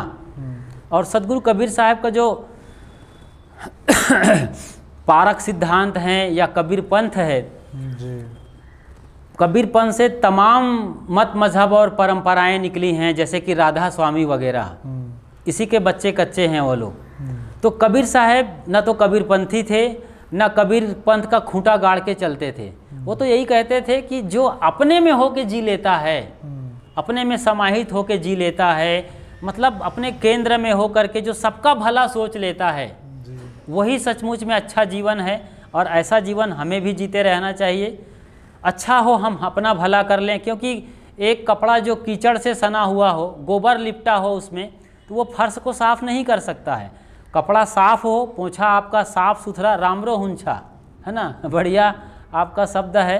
तो साफ़ सुथरा कपड़ा ही किसी जगह को साफ़ कर सकता है। तो अपने हम मन को निर्मल करें, हृदय को निर्मल करें और ऐसी निर्मलता की गंगा बहाएं कि हम भी खुद मस्त मगन हो गए और दूसरे भी हमारे संग नाचना गाना शुरू कर दें। तो जीवन को उत्सव बनाएं और ऐसा जीते हुए आप जी सकते हैं। ये तभी संभव है जब आप दूसरे के जीवन को भी समझना शुरू करते हैं। यदि आप वाकई में मांसाहारी हैं तो आपको अच्छे तरीके से समझ में आना चाहिए कि अन्य चौपाया जानवर भी, उनके अंदर भी परमात्मा बैठा है, वो भी परमात्मा के अंश हैं, परमात्मा के बच्चे कच्चे हैं। वो केवल खाने के लिए नहीं बने हुए हैं, उन्हें भी जीने दो आज़ाद। और हो सके तो खरगोश जैसे पालते हो, कछुआ कुछ लोग पालते हैं कि ज़्यादा धन आएगा, आजकल कछुआ पालने का ट्रेंड चला है। खरगोश पालते हैं, कुत्ते पालते हैं, इसी तरीके से एक बकरे को भी पाल लो, मारो मत, उसके साथ जियो तो सही, वो कितना प्यार करेगा आपको। मछली को भी पाल लो, जो कि वो एक्वेरियम में पालते हैं, मत खाओ उसे, वैसे ही पालो, वैसे ही देखो, उसके साथ प्रेम करो, प्यार करो। वो देखो कितना, मतलब उसका चेहरा देखो, उसकी आँखों को पढ़ो, उसके दिल को पढ़ो, उसके जिगर को जो खा जाते हो उसको देखो बगैर खोले, तो कितना प्रेम और प्यार से भरे हुए हैं। सब जगह वही बसा हुआ है, एको ब्रह्म द्वितीयो नास्ति। शंकराचार्य की बात यहाँ पर मुझे फिर से याद आती है कि पेड़ पौधे में, पूरे जगत में वही समाया हुआ है।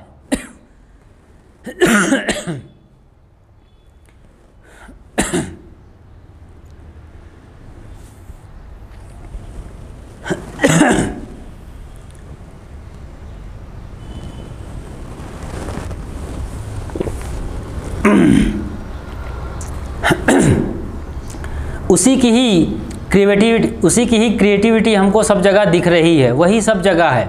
इसका मतलब ये होता है कि जो दिखने वाला जगत है उसको देखने वाला मेरे भीतर बैठा है, उसको देखने वाला मेरे भीतर बैठा हुआ है। तो वही आपके भीतर भी बैठा है, वही क्वालिटी सबके अंदर समाया, वही तत्व आत्म तत्व है। तो उस वही आत्म तत्व की वजह से ही ये दुनिया इतनी खूबसूरत है, वही इसका आकलन करता है, निराकरण करता है, देखता है, समझता है और सारा व्यवहार कर रहा है। तो इसी आत्मा के अंदर से हम बैठ के देखें, पूरे संसार और बाकी दुनिया को स्वस्थ और मस्त होने का संदेश देते रहें। बस यहीं पर अब विराम लेते हैं, विदा लेते हैं। और सुभाष जी के चैनल पर आप लगातार लगे रहिए। इनके चैनल का नाम भी बहुत प्यारा सा है, स्वधर्म। तो अपना धर्म निभाते रहिए। स्वधर्म मतलब होता है जो मेरा धर्म है, जो मेरा स्वभाव है, जैसा मैं चाहता हूँ वैसा ही दूसरों के लिए करता रहूँ। इसी पे जीते हो तो आप सचमुच आपके अंदर से कल नहीं परसों स्वयं भगवान प्रकट होने वाला है। Thank you very much. बहुत अच्छा लगा आपसे मिलकर, बहुत अच्छा लगा आपसे सत्संग कर जी। और फिर भी जब आप नेक्स्ट टाइम आएंगे तो आपका यात्रा का और लंबा जो अनुभव होगा आपका, ज़रूर उस अनुभव को भी फिर संभव हो तो इंटरव्यू करके दिखाएंगे। बिल्कुल संपर्क में रहेंगे। बहुत अच्छा लगा आपसे मिलकर। Thank you very much. धन्यवाद आपका भी, और धन्यवाद हमारे इस संस्थान के, इस आश्रम के सात्विक साहब जी का, शुभ साहब जी का, जिन्होंने मुझे आपसे जोड़ा जी और ये मौका दिया है कि हम बात कर पा रहे हैं। और यहाँ के गुरुवर तत्पर साहब जी के पावन चरण कमलों में वंदन करते हुए यहाँ के जितने भी संत साधक साध्वी बहनें हैं उनको भी बंदगी। और आप सबको खूब खूब प्रेम, सदैव स्वस्थ और खुशहाल रहिए। और मेरा जो चैनल है खुशहाल ज़िंदगी, वो भी देखते रहिए। चलते हैं, मिलेंगे कभी मौका जब भी आएगा। साहेब बंदगी साहेब। हवस् यो कार्यक्रम यतिन्जेल हेर्ने सम्पूर्ण दर्शकवृन्दहरूलाई आभार व्यक्त गर्दै कार्यक्रमबाट बिदा हुन्छौँ। नमस्कार। साहेब बन्दगी। साहेब साहेब।